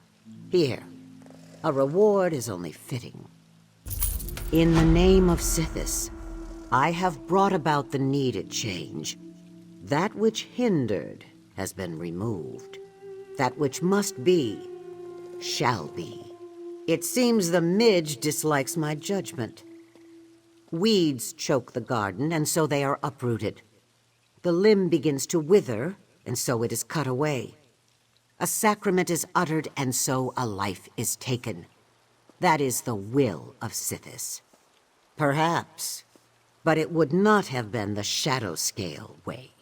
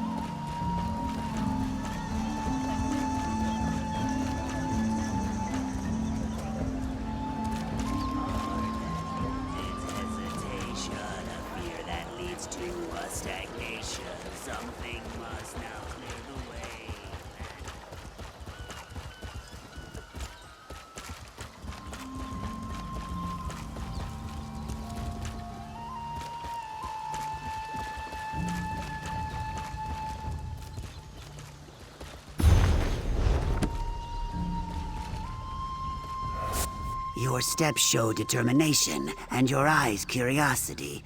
Tell me what you seek, Biko. Ah, yes. I carved this many seasons ago. I hoped it would convince my beloved Kudnakal to join me for our tribe's next bonding ritual, but I lost the totem before it could be presented. Of course, this was when I was still a female. The Hist, in all its endless gifts, allows us to change many aspects of ourselves. Our gender is but one. I highly recommend such a change, should you ever get the chance. If we had spoken a week ago, it would have been so. But as fate would have it, Kudnakal has recently undergone a change herself. Thank you for bringing me this letter and totem. They should make fine gifts for my beloved. I will present these gifts to Kudnakal when the next bonding ritual is announced. I simply must tweak my poem, perhaps refine my carving, and all shall be ready. The ceremony bonds those who have chosen to lay an egg together. Many dry skins compare it to a wedding. This is not entirely accurate, of course. While there is always respect between the bonded pair, romantic feelings are not strictly necessary. I had every intention to. Days I devoted to carving, to writing just the right words. I worked outside the village, not wanting Kudnakal to see my gift before it was finished. And then, a bog bloat invaded my camp. Exactly so. I had no time to carve another totem before the ceremony, and so the opportunity was lost. But thanks to your kindness, I have been given yet another chance. I erect the spine of gratitude to you, Biko, as do my future hatchlings.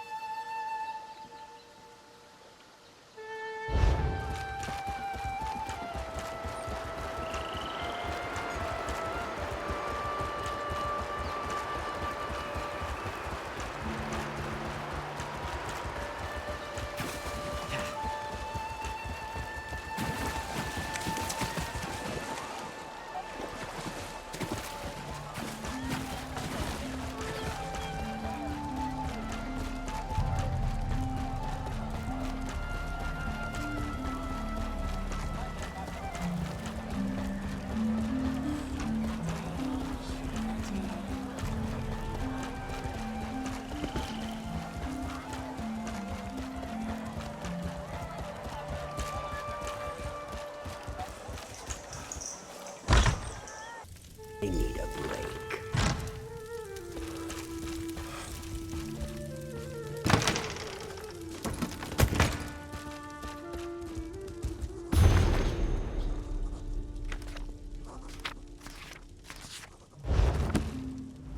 You're here!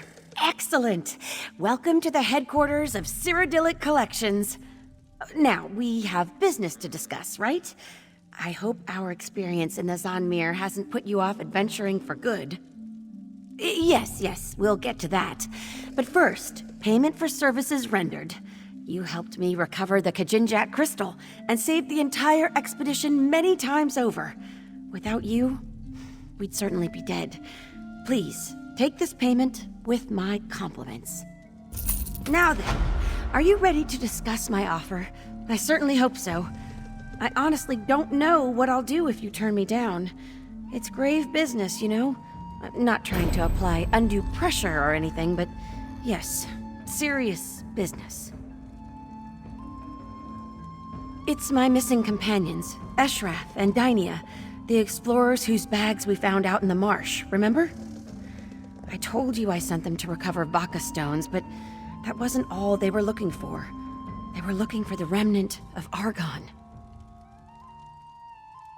A legend.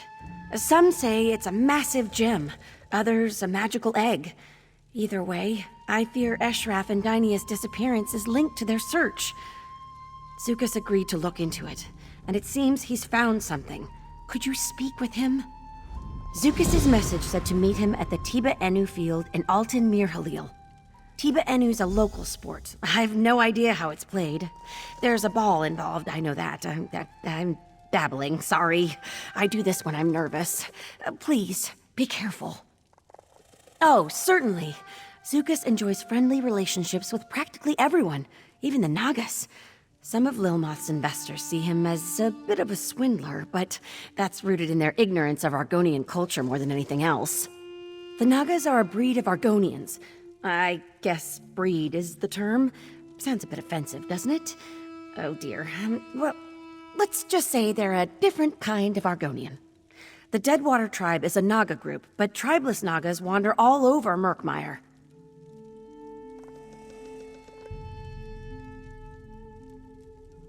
Hostile? Well, I mean, they're certainly aggressive, but hostile has all kinds of connotations I'd rather avoid. What matters is they react with violence to practically any intrusion. For instance, they abducted me once about a year ago. Well, one of my expeditions took a brief detour into Deadwater territory. They took us as hostages almost immediately. I tried to impress upon them my deep love and admiration for Argonian culture. They broke my arm in 3 places, tied me to a raft, and sent me headfirst down Who-Kept Falls. Luckily, I'm a strong swimmer. I'm casting them in a very poor light. Honestly, if you can see past the idle cruelty, they're really quite pleasant. Honestly, Are you sure you want me to bring you into this?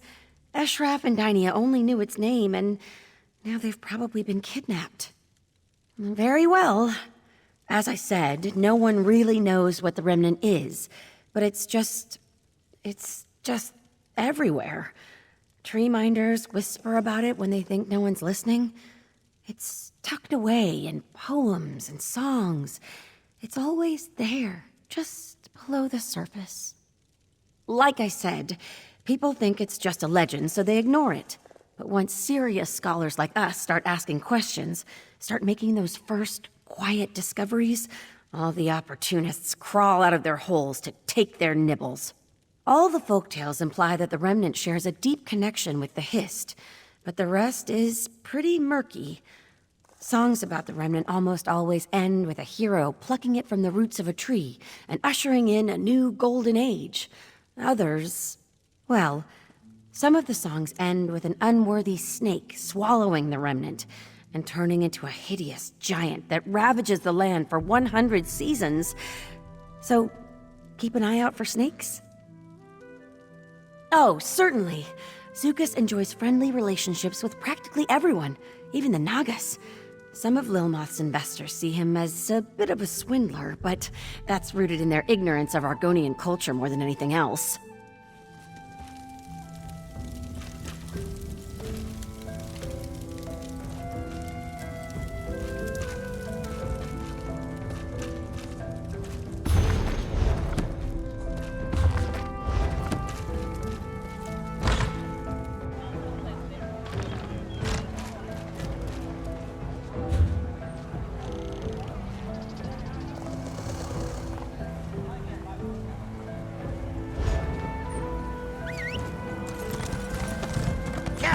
Though the Saxleal generally choose to live in tribes based around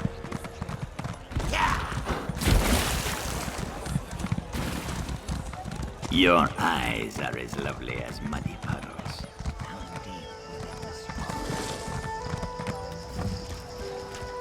Pico!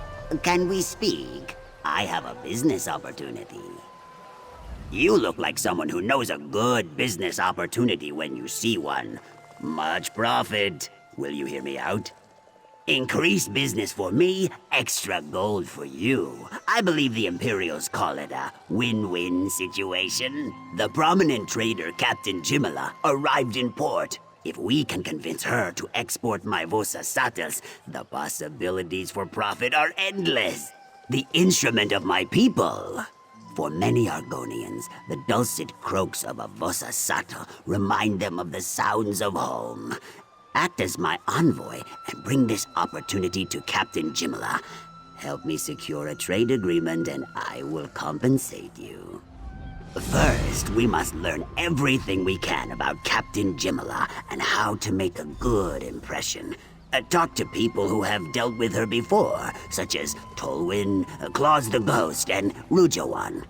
I'll catch up with you so we can plan our next move. Appearances, Biko, appearances. Jimala travels the world and has refined tastes. One cannot simply walk up to her and offer their wares like a wandering merchant. No, we must make a good first impression. And to do that, I need you to serve as my envoy. Of course, outsiders respond better to people they see as important. We're partners, equals in this endeavor. Serving as my envoy is for appearances only. It makes us both look good and improves our chances to secure a deal with the captain. You have worked with the legendary Khajiit sea captain, Biko. The sun truly shines on me today. Even so, I do not want a deal that's purely dependent on her goodwill toward you. We need to prove that I'm a worthy trade partner.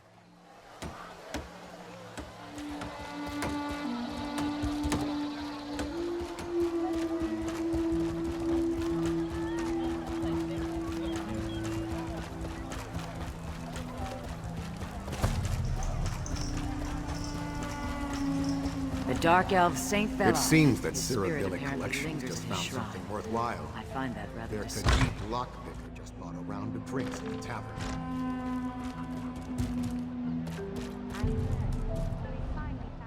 Yes? Is there something I can do for you, Ojel? What is this really about, outsider? Are you trying to intrude upon my business? I assure you, Captain Jimala knows a rogue and a cheat when she sees one. That's why we have such an ironclad agreement. Ah, Neshdika must have employed you as an envoy. Very clever.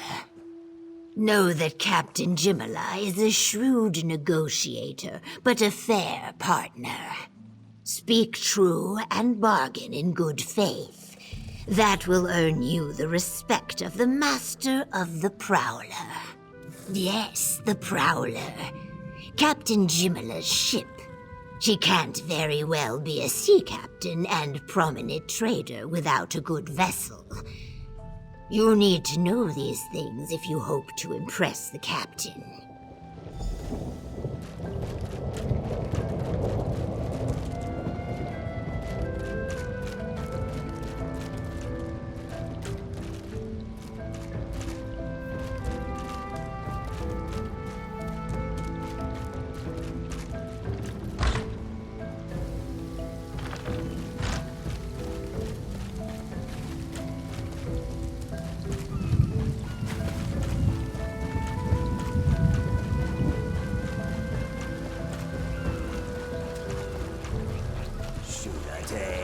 Shunate, a belly of free.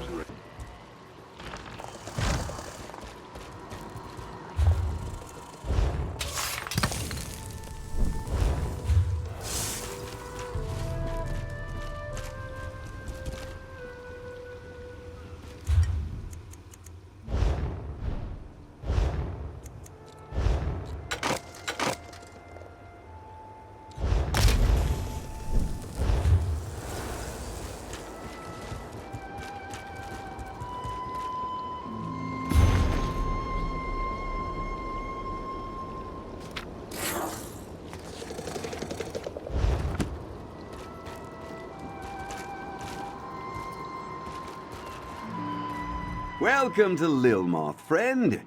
Is that a shrewd and discerning gaze I detect? I know a fellow entrepreneur when I meet one. I'm a financier, you see, and I have an exciting business proposition, if you're interested, of course. The Khajiit sea captain, huh? Everyone wants to work with Jimala. I met her a few months ago. I needed a reliable ship to carry Alikiri trade goods. No small thing, what with the war and all. Jimala made me an offer I couldn't refuse. Impress her? No, that wasn't how I got close to the sea captain. No, I showed her courtesy and respect. I deferred to her expertise and let her suggest the best way we could work together. That's how I caught Jimala's eye.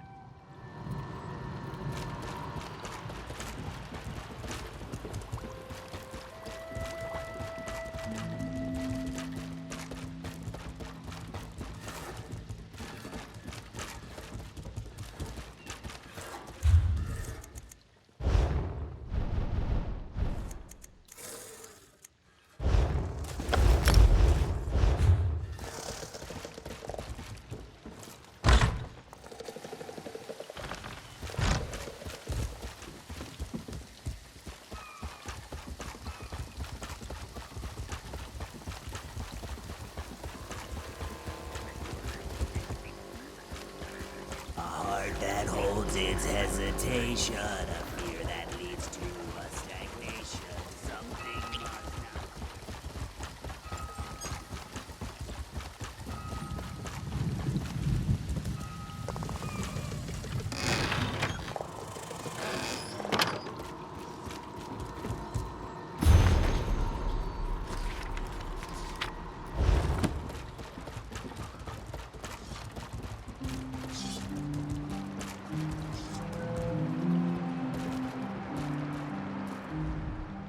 You don't look like you require protection, Sharptooth.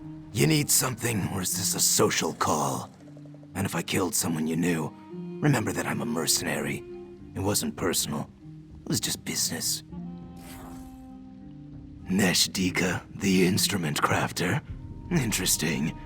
Sure, I know the captain. She hires me to escort her around the marsh sometimes.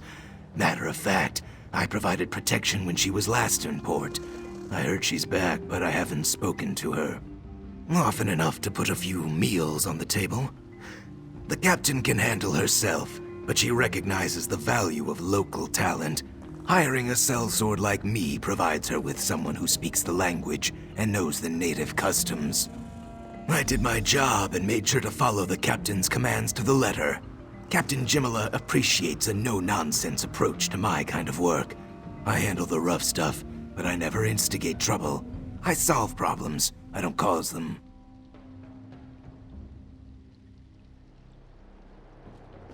No surprise there. I'm what the locals call a Lucial Argonian, an out-of-towner. Basically, Argonians who leave the swamp and live among the Dryskins, as well as those born in other regions. You get a few suspicious looks from the locals, the Naga in particular, but for the most part, we're more or less left alone. Honestly, it'd be hard-pressed to find an Argonian in Murkmire who really resents much of anything. Yeah, except for the pity everyone shows me. The locals can't imagine life away from the Hist. I'd be lying if I said there was nothing to it. Out in Alakir, I rarely even thought about the Hist. Now that I'm here, I actually miss it. It's weird. New partner, come, speak with me. Ah, my friend and partner. Were you able to find out about Captain Jimala's likes and dislikes? Anything that will improve our chances to make a deal would be helpful. Well then, we should have little trouble. I am all those things and more when it comes to business. We just need to complete a Vosa Sattel so we can present it to the good captain. That is sure to convince her to deal with us. You can gather the frogs while I put the finishing touches on the instrument. We'll need mossfoot croakers, ruby hoppers, indigo tree frogs, and sun-blessed toads. Here, I wrote everything down so you won't have to remember all the details. What a strange question. We need the frogs for the Vosa Sattel. How else would the instrument produce its sweet-sounding melodies?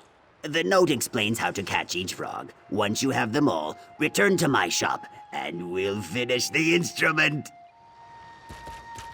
I'll be in my shop, preparing the Vosa Sattel. See you soon, partner.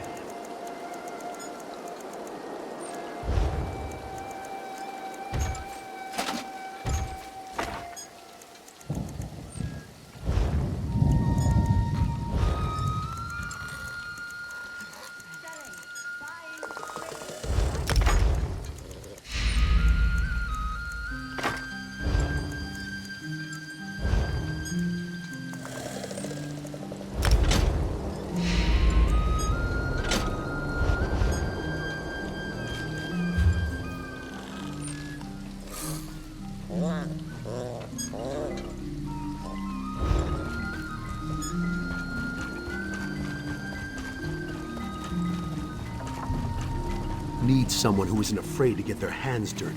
That you? Who will step forward for the Nagapool?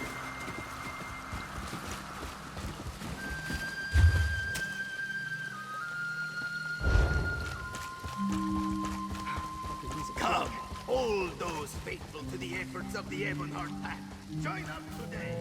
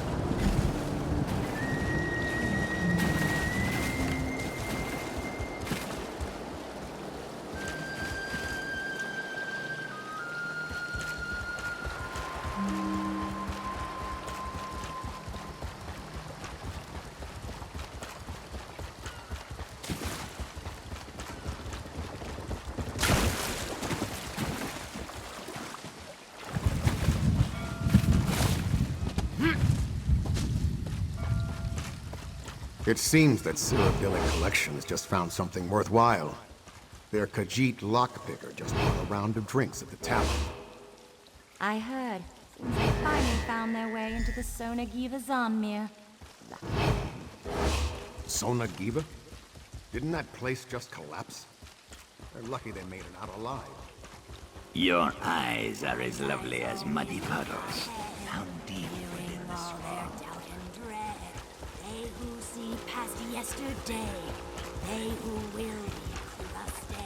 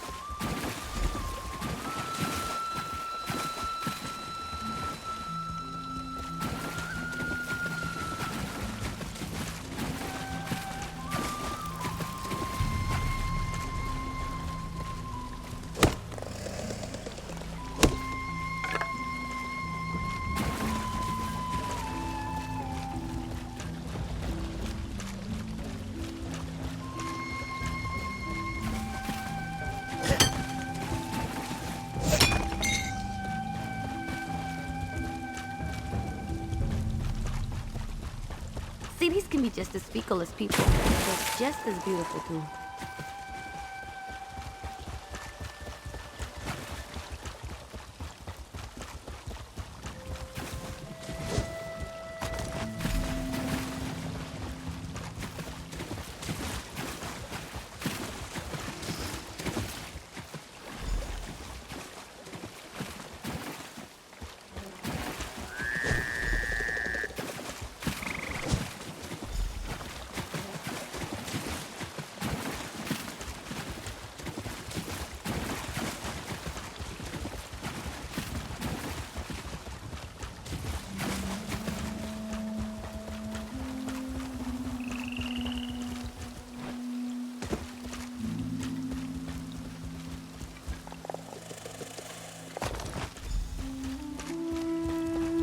Hail again, friend. How goes your frog collecting?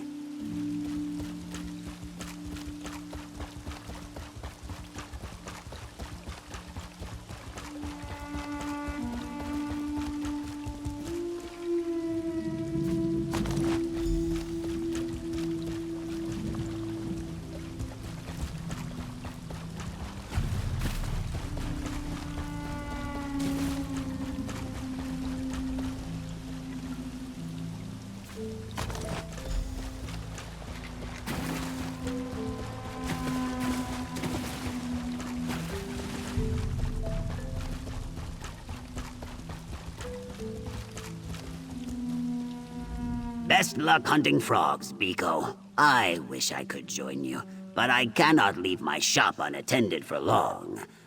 I remember my first hunt, wading waist-deep in bog water, slapping reeds on hollow logs, croaking until my throat ached.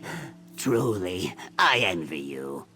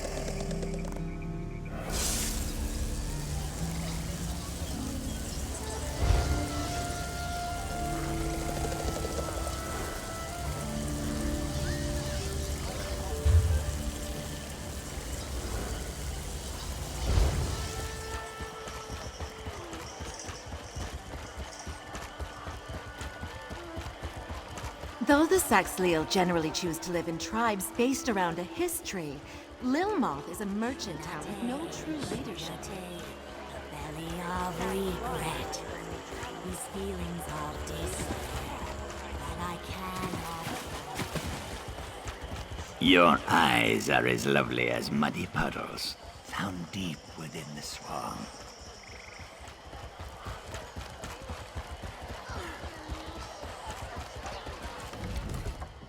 Ah, is that the aroma of toad musk I smell? How delightful! I hope you were gentle with the little croakers. They need to be calm and relaxed to produce the most pleasing sounds.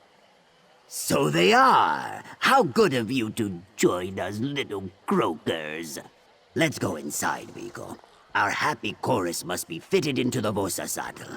I envy them their new lives of pampered luxury. We should all be so lucky.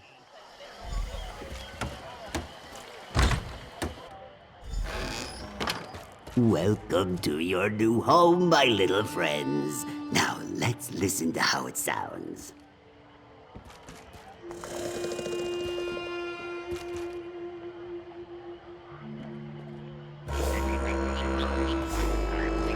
Pure perfection! Take this masterpiece to Captain Jimala with my compliments. That should secure us a deal.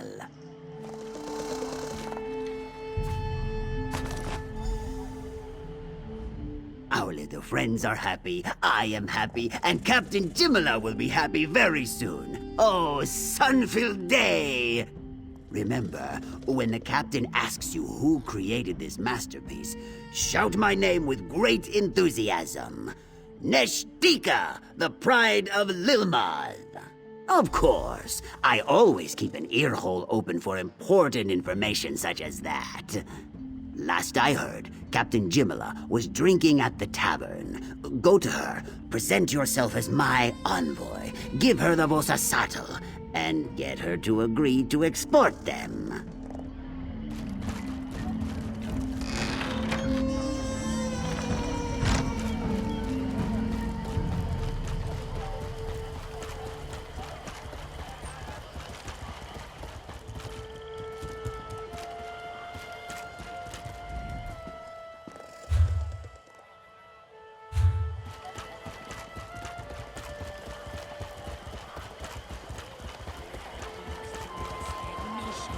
Something must now clear the way.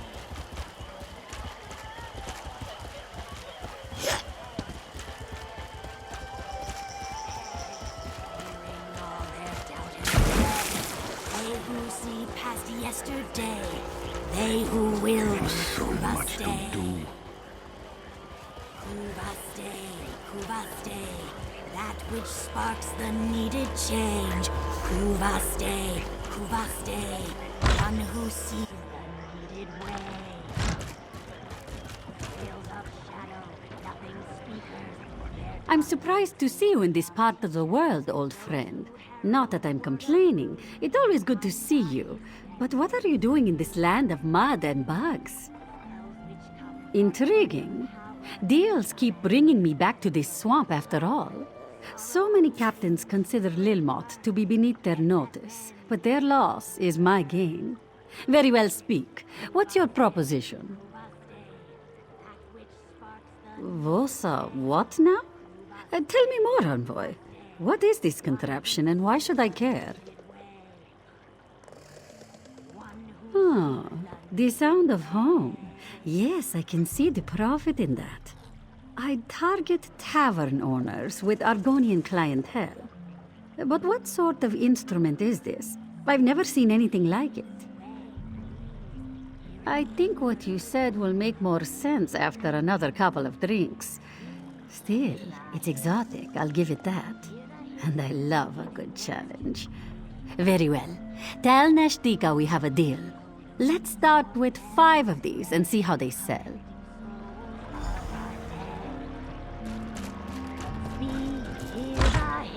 Speak, hear the hiss, speak its words.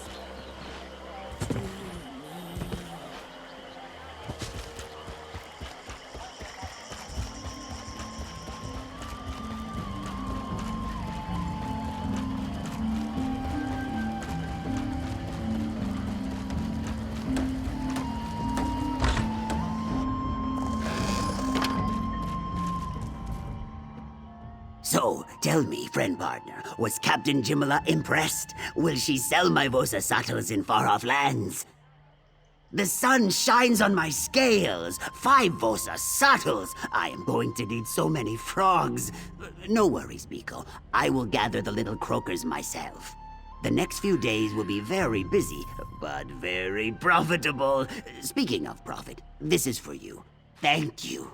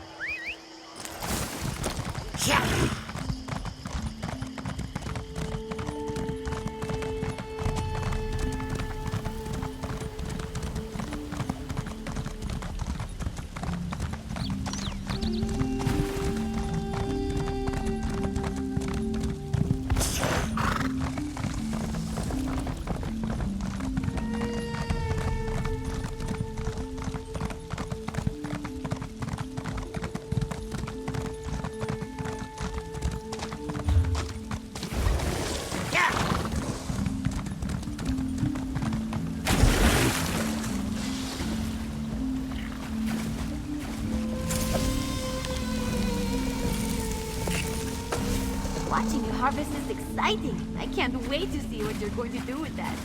Come on! Why are you just standing there? Let's go! If you're looking for a good show, you're in the wrong place. Ah, Sun's blessings, Biko. You come to discuss friend Famia's missing explorers, yes? Only the scent of conspiracy. But for now, the scent is enough. The Dragonstar Caravan Company, a dishonest flock of thugs and traders, funnels information to someone outside Lilmoth. Notes on Cyrodiilic Collection's business dealings, I think. Not yet, but that is soon to change. The orc Lozwug, who watches my eggkin play Tiba Inu, he serves the Dragonstar Caravan Company, a courier, I think. He carries a letter filled with his tradekin's secrets. With your help, I will take it. I do not need to convince you? That is good, if a little disconcerting. Lozwug shows loud, obnoxious interest in our game, Tiba Inu. Ask him to explain the rules. While he growls and rants, I will take the letter from his pocket. Simple, I think. Are you gonna play or what? What's the holdup? Tiba Inu? Tah, more like stupid. This game's a joke. No tusk jabs, no eye gouges, just a bunch of rolling around and tail swinging. I have got no tusking idea, and neither do these lizards. When I got here, they were all just lying there. Then all of a sudden, half of them stood up and started slapping their tails, croaking like mad and kicking balls around. I don't know, half a dozen maybe? They were bouncing them off that rock, and then the other team started hooting and slapping their chests like monkeys. They rushed the hill, formed a circle around the rock, and started standing on their heads. They started singing. Then one of them shouted, "Inu!" and everyone flopped over like they were dead. They laid there for 15 minutes, then the game was over, I guess. Tusking nonsense. If that's a sport, I'm a hearthwife's dustpan.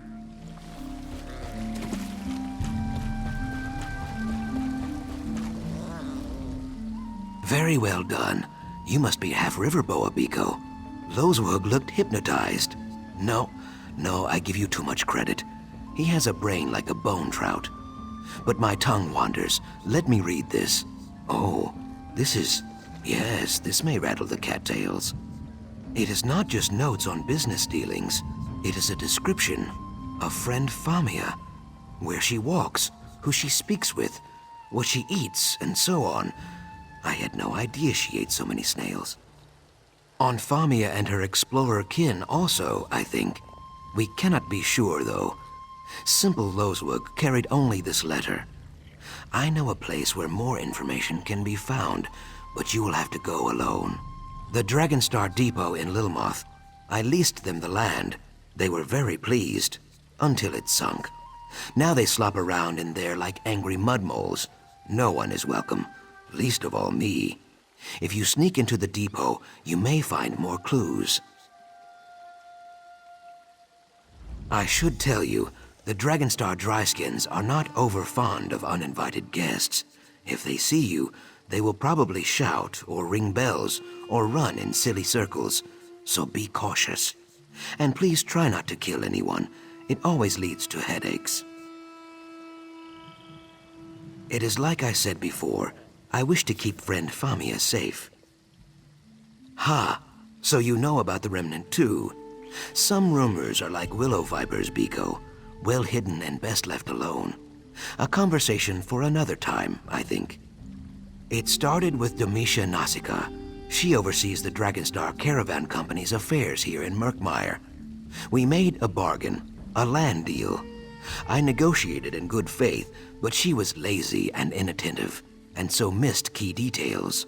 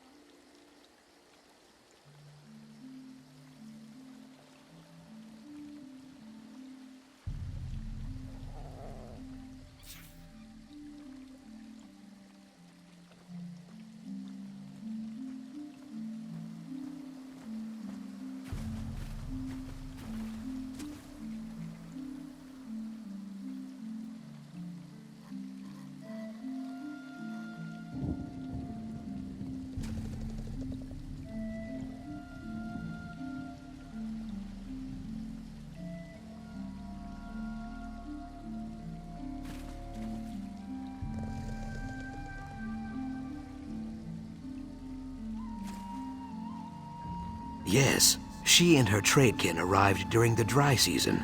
She told me that they wished to build a trade depot on the Fen Island south of Lilmoth. I agreed to lease the land in exchange for the return of some treaties her company acquired years ago.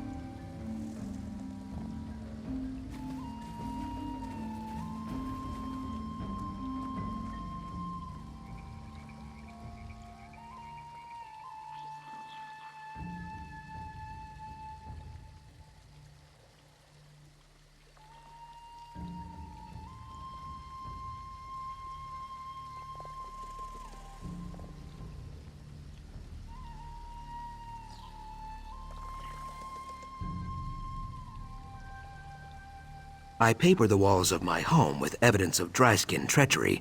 That is a joke. Documents hold power in the Ojel world, especially old documents. Taken alone, they are mostly worthless, but combined with threat of conflict, they can be useful. Ojel, people who do not speak the root's tongue. A kinder word for outsider. Well, not so kind in some circles. The Deadwater tribe uses this word like a knife. For Domitia? Yes. The island flooded, as it always does during the wet knee season. She grew furious, called me a swindler. Now they throw rocks at me any time I stray near the depot. Luckily, I am very swift, and they are very stupid. In the chilly lake we call negotiation, a good reputation is like a sturdy raft. A bad reputation is like a stone tied to your tail. Saxhleel do not drown, but it is very difficult to see at the bottom of a lake. I am sorry, this is a poor metaphor. Yes, as the depot is sinking, the fence up against the swamp is in poor repair. There is a spot near the back of the camp where you can get in, but not out. This may be better than going in the front, yes? Here, I'll mark the spot on your map.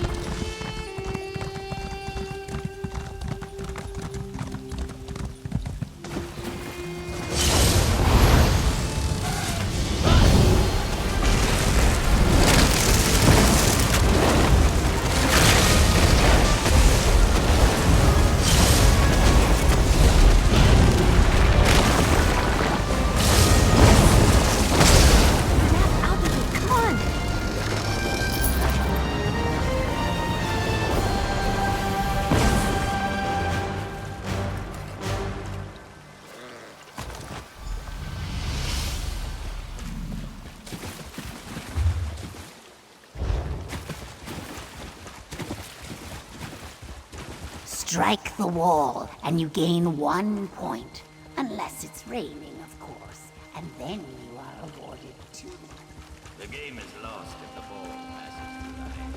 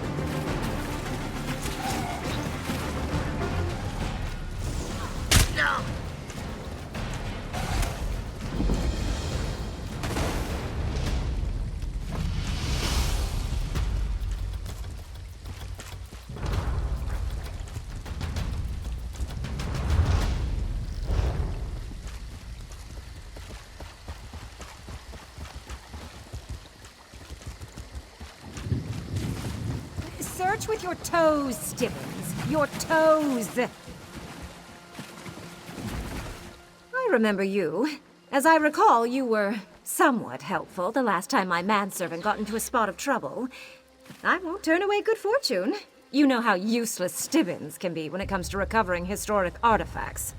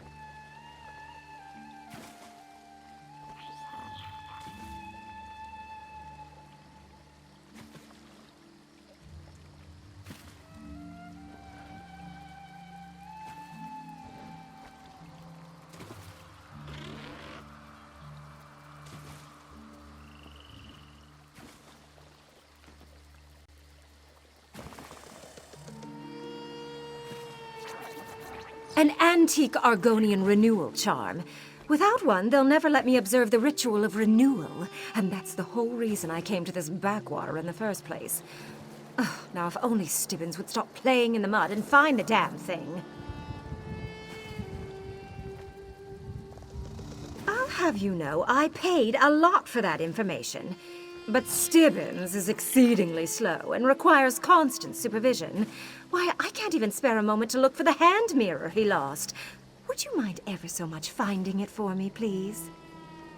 That hand mirror is a family heirloom. I can't bear the thought of never seeing it again. Oh, in the meantime, I need to keep prodding my manservant. If I give Stibbins even a moment's reprieve, he'll find a way to laze about. He's ever so good at that. He'd have me believe he's doing his job, but I suspect he's using the opportunity to daydream and dawdle. Stibbins probably determined that the charm wasn't down there fairly quickly. Then he decided to relax with a soak in the mud. I believe it has something to do with Argonian mating habits, but I'm not quite sure. Hence my desire to observe the annual ritual. I have a keen interest in the romantic tendencies of different cultures. Purely on an academic level, you understand. Oh, I've been researching the mating habits of the indigenous races. Fascinating stuff. I plan to write a book. A reference to an Argonian ritual of renewal I came across intrigued me, but the details were vague. So we traveled here to investigate.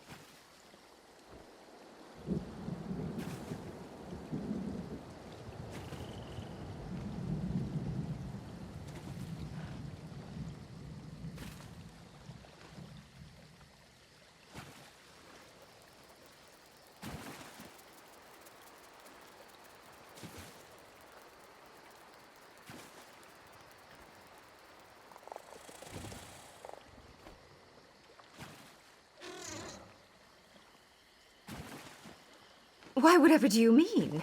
I'm quite sure that if anything untoward happened to my manservant, I'd be the first to know.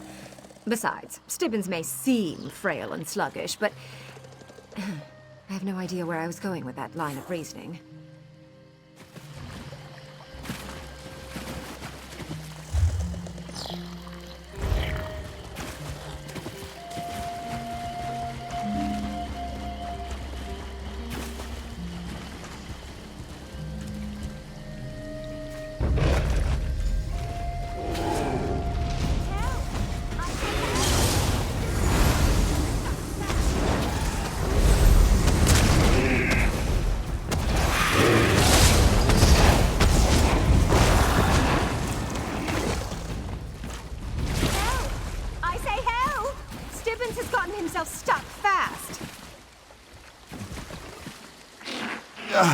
Much thanks. That wasn't as pleasant as you might expect. A less famous treasure hunter might think the Argonians wanted to foil her efforts to locate a renewal charm. But Lady Laurent is not so easily deterred. We are going to find one of those charms, even if Stibbins has to search the entire swamp. It's used in the mysterious ritual of renewal that one particular tribe of Argonians conducts on an annual basis. Carved from the living root of their history, or so I've been led to believe. They won't let an outsider attend the rite without one. That's hard to say.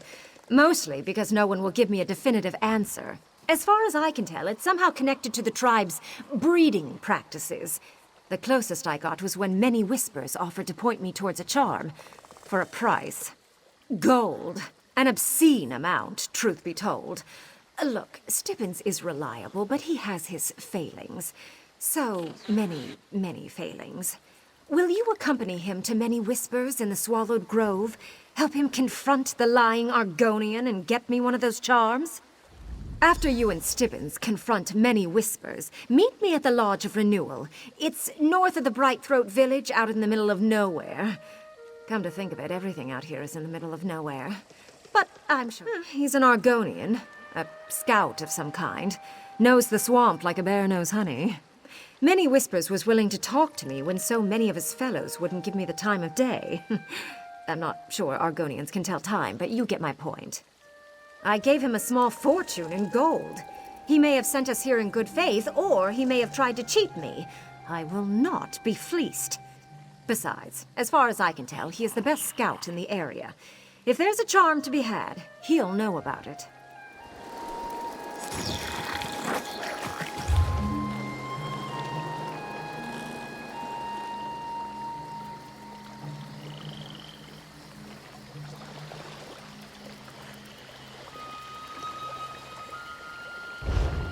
Get going, Stibbins, and do try to redeem yourself this time. Right away, milady. Just let me...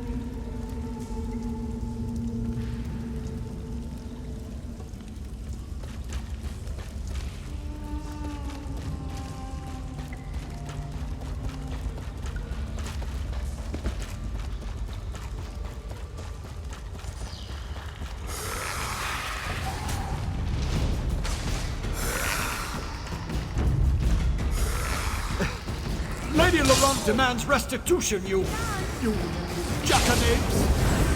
Jackanapes? You must have me confused with an Argonian of another tribe.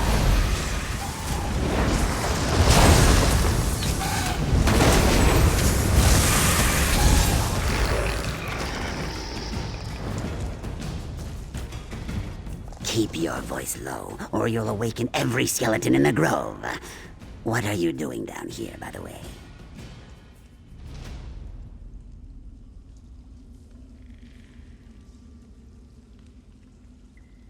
Oh, the dry-skinned shrew. Her manservant has been bending my frill in a most unpleasant manner. Understand, I pointed her toward one possible location.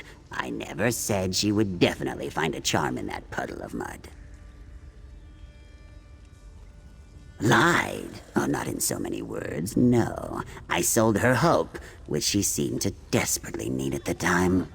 Look, if she really wants a renewal charm, I just so happen to have one. Would you like to make a trade? Well, let me think about that. If I had just sold her the charm up front, she never would have given me gold to point her toward the mud puddle, and then you wouldn't be here willing to negotiate another deal. Next question.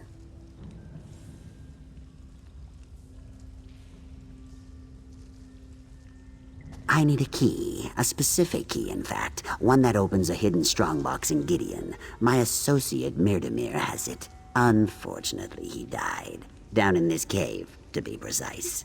Find the key, bring it to me, and the renewal charm is yours. I must admit, you certainly present a more compelling argument than the manservant. Oh, very well. Take the charm, and tell Lady Laurent that she has gnawed away at the goodwill of many whispers.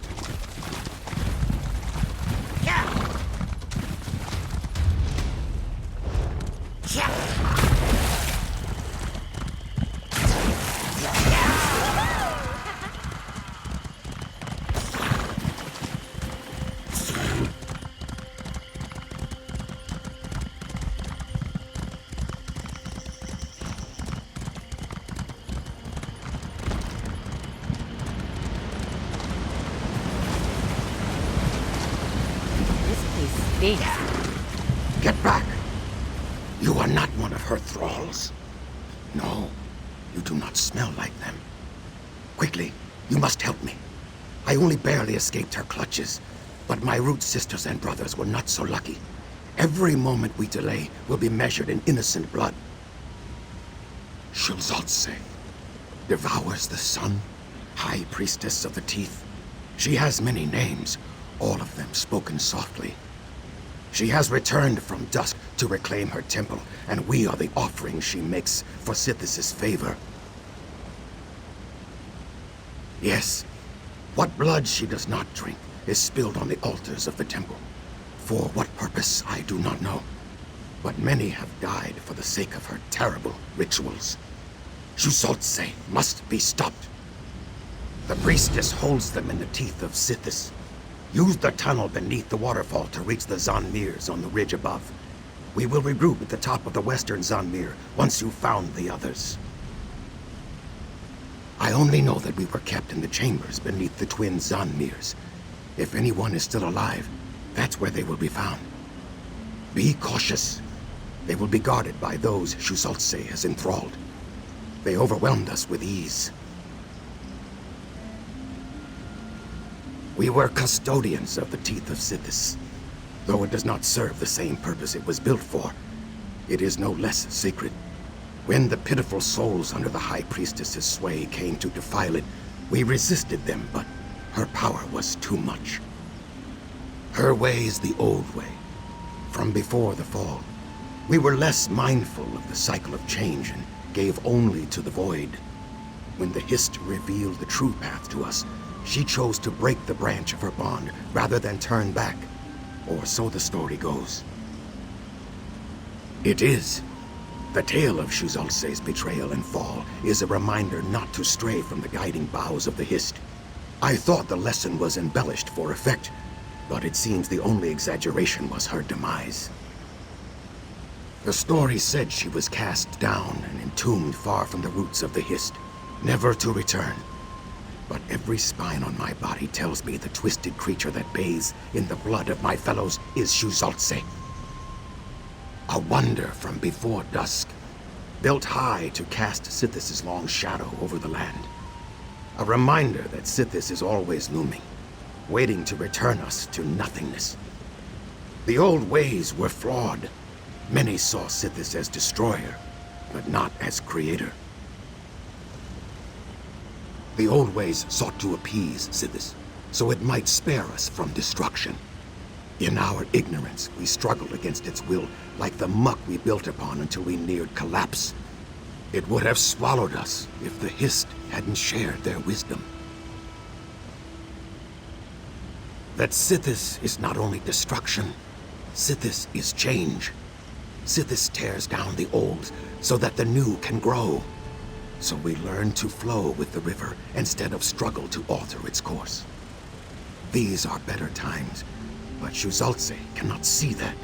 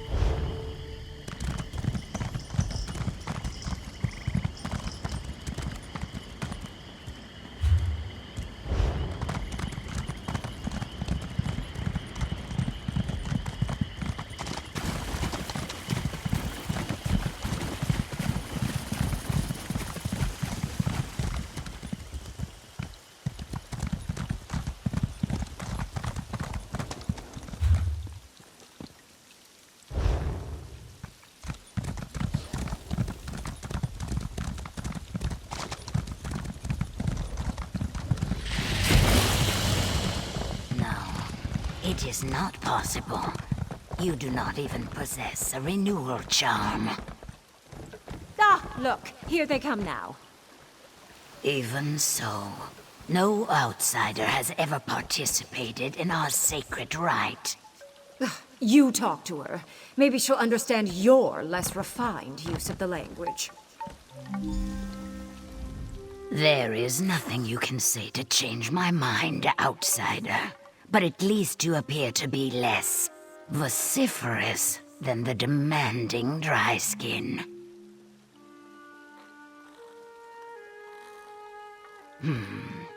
I suppose one outsider could be permitted to take part in the ritual of renewal. Of course, the preparations required are extensive. To prepare for the renewal rite, the Oos, one must align their three primal essences: blood, bile, and mind. With the renewal charm in hand, one must endure the bite of a hummerwing, drink the venom of a snake, and meditate beneath a waterfall. If an outsider were to do these things, and demonstrate a true desire to learn more about our culture, I would not turn them away. The rites of the Saxhleel, they are not meant to be shared with outsiders. I advise against riding this current, but I will honor our agreement. Once one of you fulfills the requirements of preparation, we will begin the ritual of renewal. No, the ritual is sacred, and not something we discuss or talk about outside the confines of the Renewal Lodge. If you are the one to complete the preparations, you will learn about the ritual soon enough. The ritual embodies the concept of the Oos, the sacred mating practices of our tribe. Just as the plants and animals of the swamp renew their numbers with the turn of each new season, so too do we enter the lodge and renew our tribe.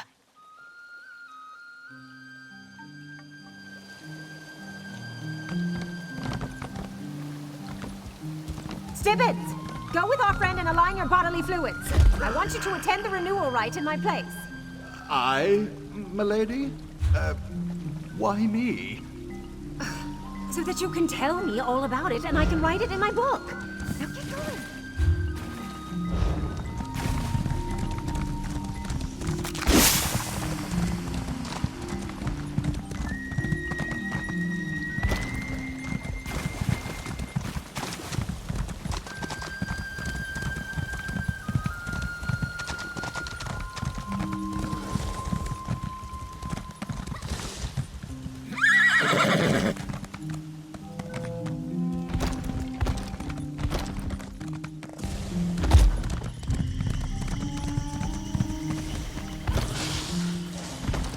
Looks like a hummerwing hive.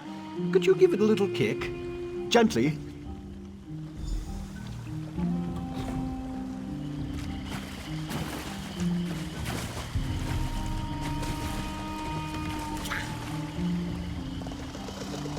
Well, that's bigger than I expected. Oh! One bite, I said! One bite!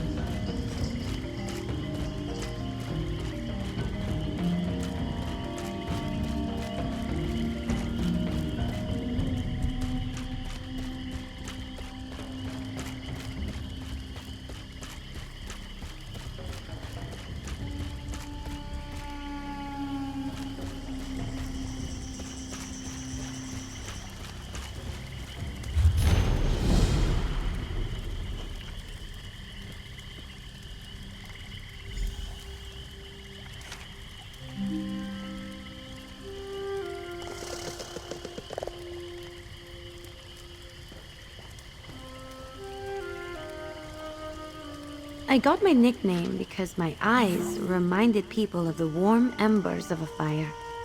I think fires are much prettier.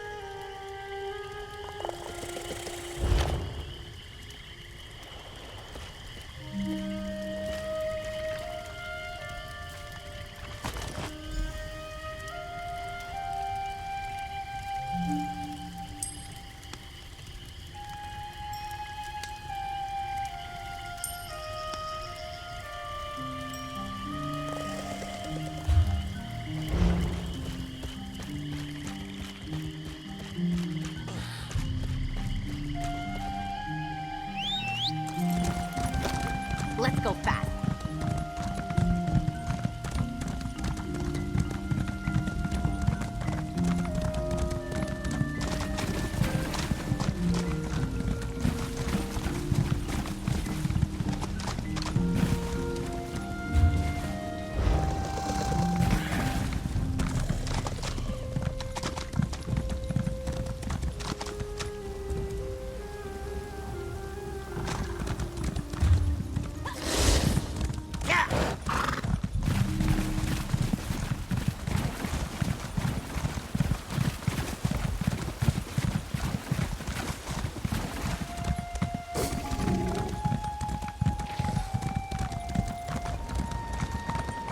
Snake venom.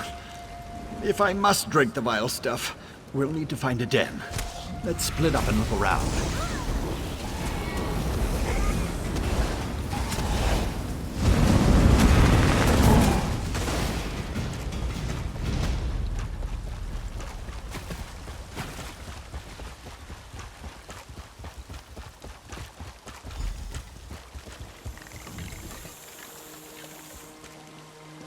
Ah, you located a snake den. Now, carefully, like milking a very small, elongated goat. Here goes nothing. Bottoms up.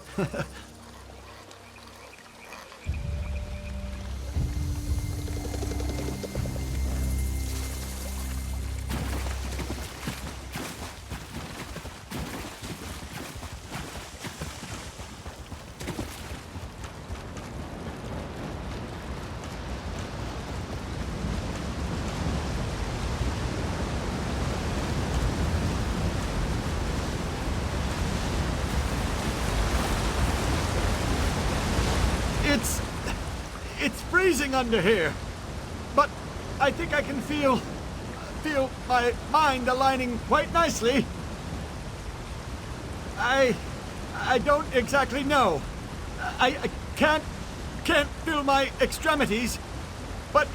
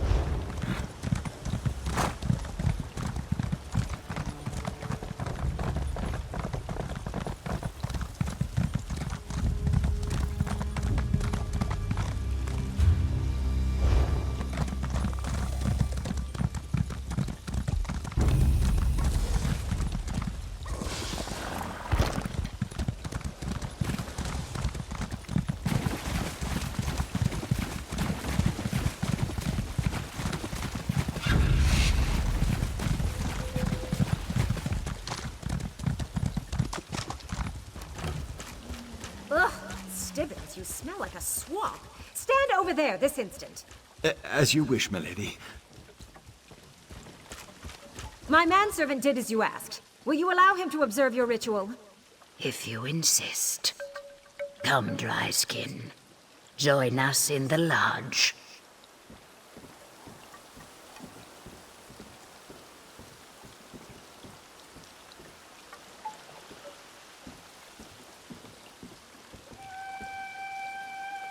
The ooze starts now. Breathe deep the arousing fumes. Take it all in. Let your aligned essences guide you. When you feel totally filled, relax your cloaca and let it all out. I don't think I have a cloaca. Don't have a... Oh no. You must exit the lodge right now, Dry Skin. That was most peculiar. Stibbins! Oh, not again!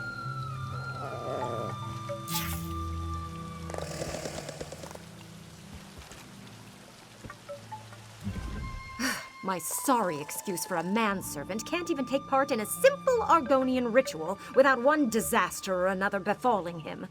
Worse, he didn't even get a chance to tell me what happened inside the lodge before he changed. What happened to Stibbins? Why, the same thing that always happens. He ruined my latest undertaking by transforming into an egg. Oh, I'm sure this has something to do with the tribe's mating practices, but I can't for the life of me imagine how. Turn him back? Yes, I suppose I'll need to work on that. Or not. Imagine what might hatch from such an egg. Woo! Or maybe I'll make an omelet. I'm particularly famished after all this work. Anyway, here you are. For your assistance. It's been a pleasure. Despite his best efforts, Stibbins actually did something right. I have plenty of material for my book, including the first eyewitness account of an actual ovum transformation. Oh, but there's work to be done. I wonder what happens if I crack the shell. You saw what I saw. Of course, when it comes to the interplay of alchemical reagents and tribal magic, anything is possible. But for the purposes of my book, let's go with the transformation theory.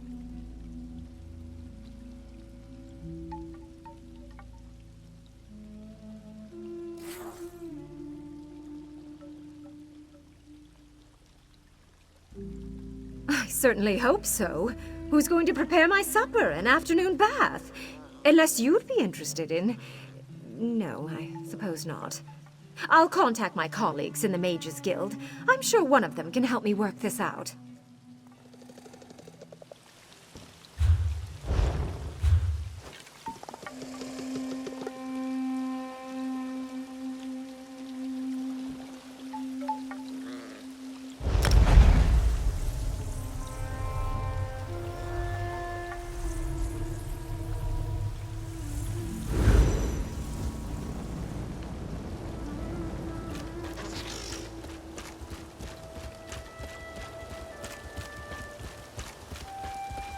My hatchling lives because of you.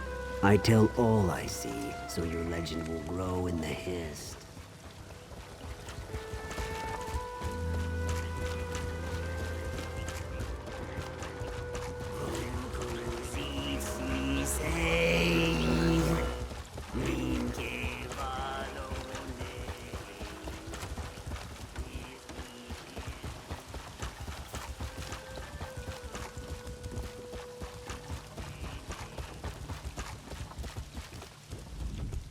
What hope have I? What song have I? A grave stake I have not. It was taken by pale hands away into the swamp. It is lost, just like my egg brother's honorable end. The breeze brings a traveler, a newfound hope. You hold the grave stake of Tunzi, an elder most kind and now departed. But oh, how can I complete my journey? My injury hinders, and the road is long. There is a glade within the swamp where Tunzi first set eyes upon his beloved. It was there that he wished the grave stake to be placed. As grave singer, I must grant this wish. But perhaps you would be willing to help. I beg your help in this matter most grave.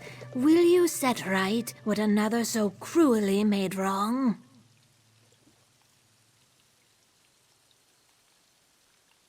A glade within the swamp where a first love was formed, A tree it once had, but now it does not.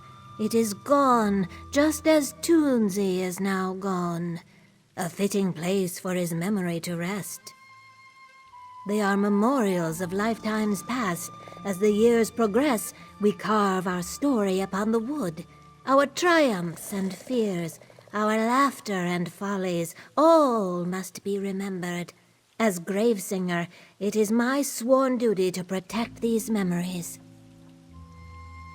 Like a battle cry I lead, like a lullaby I soothe, like a funeral dirge I mourn. My song guides the souls of our departed back to the loving embrace of the Hist.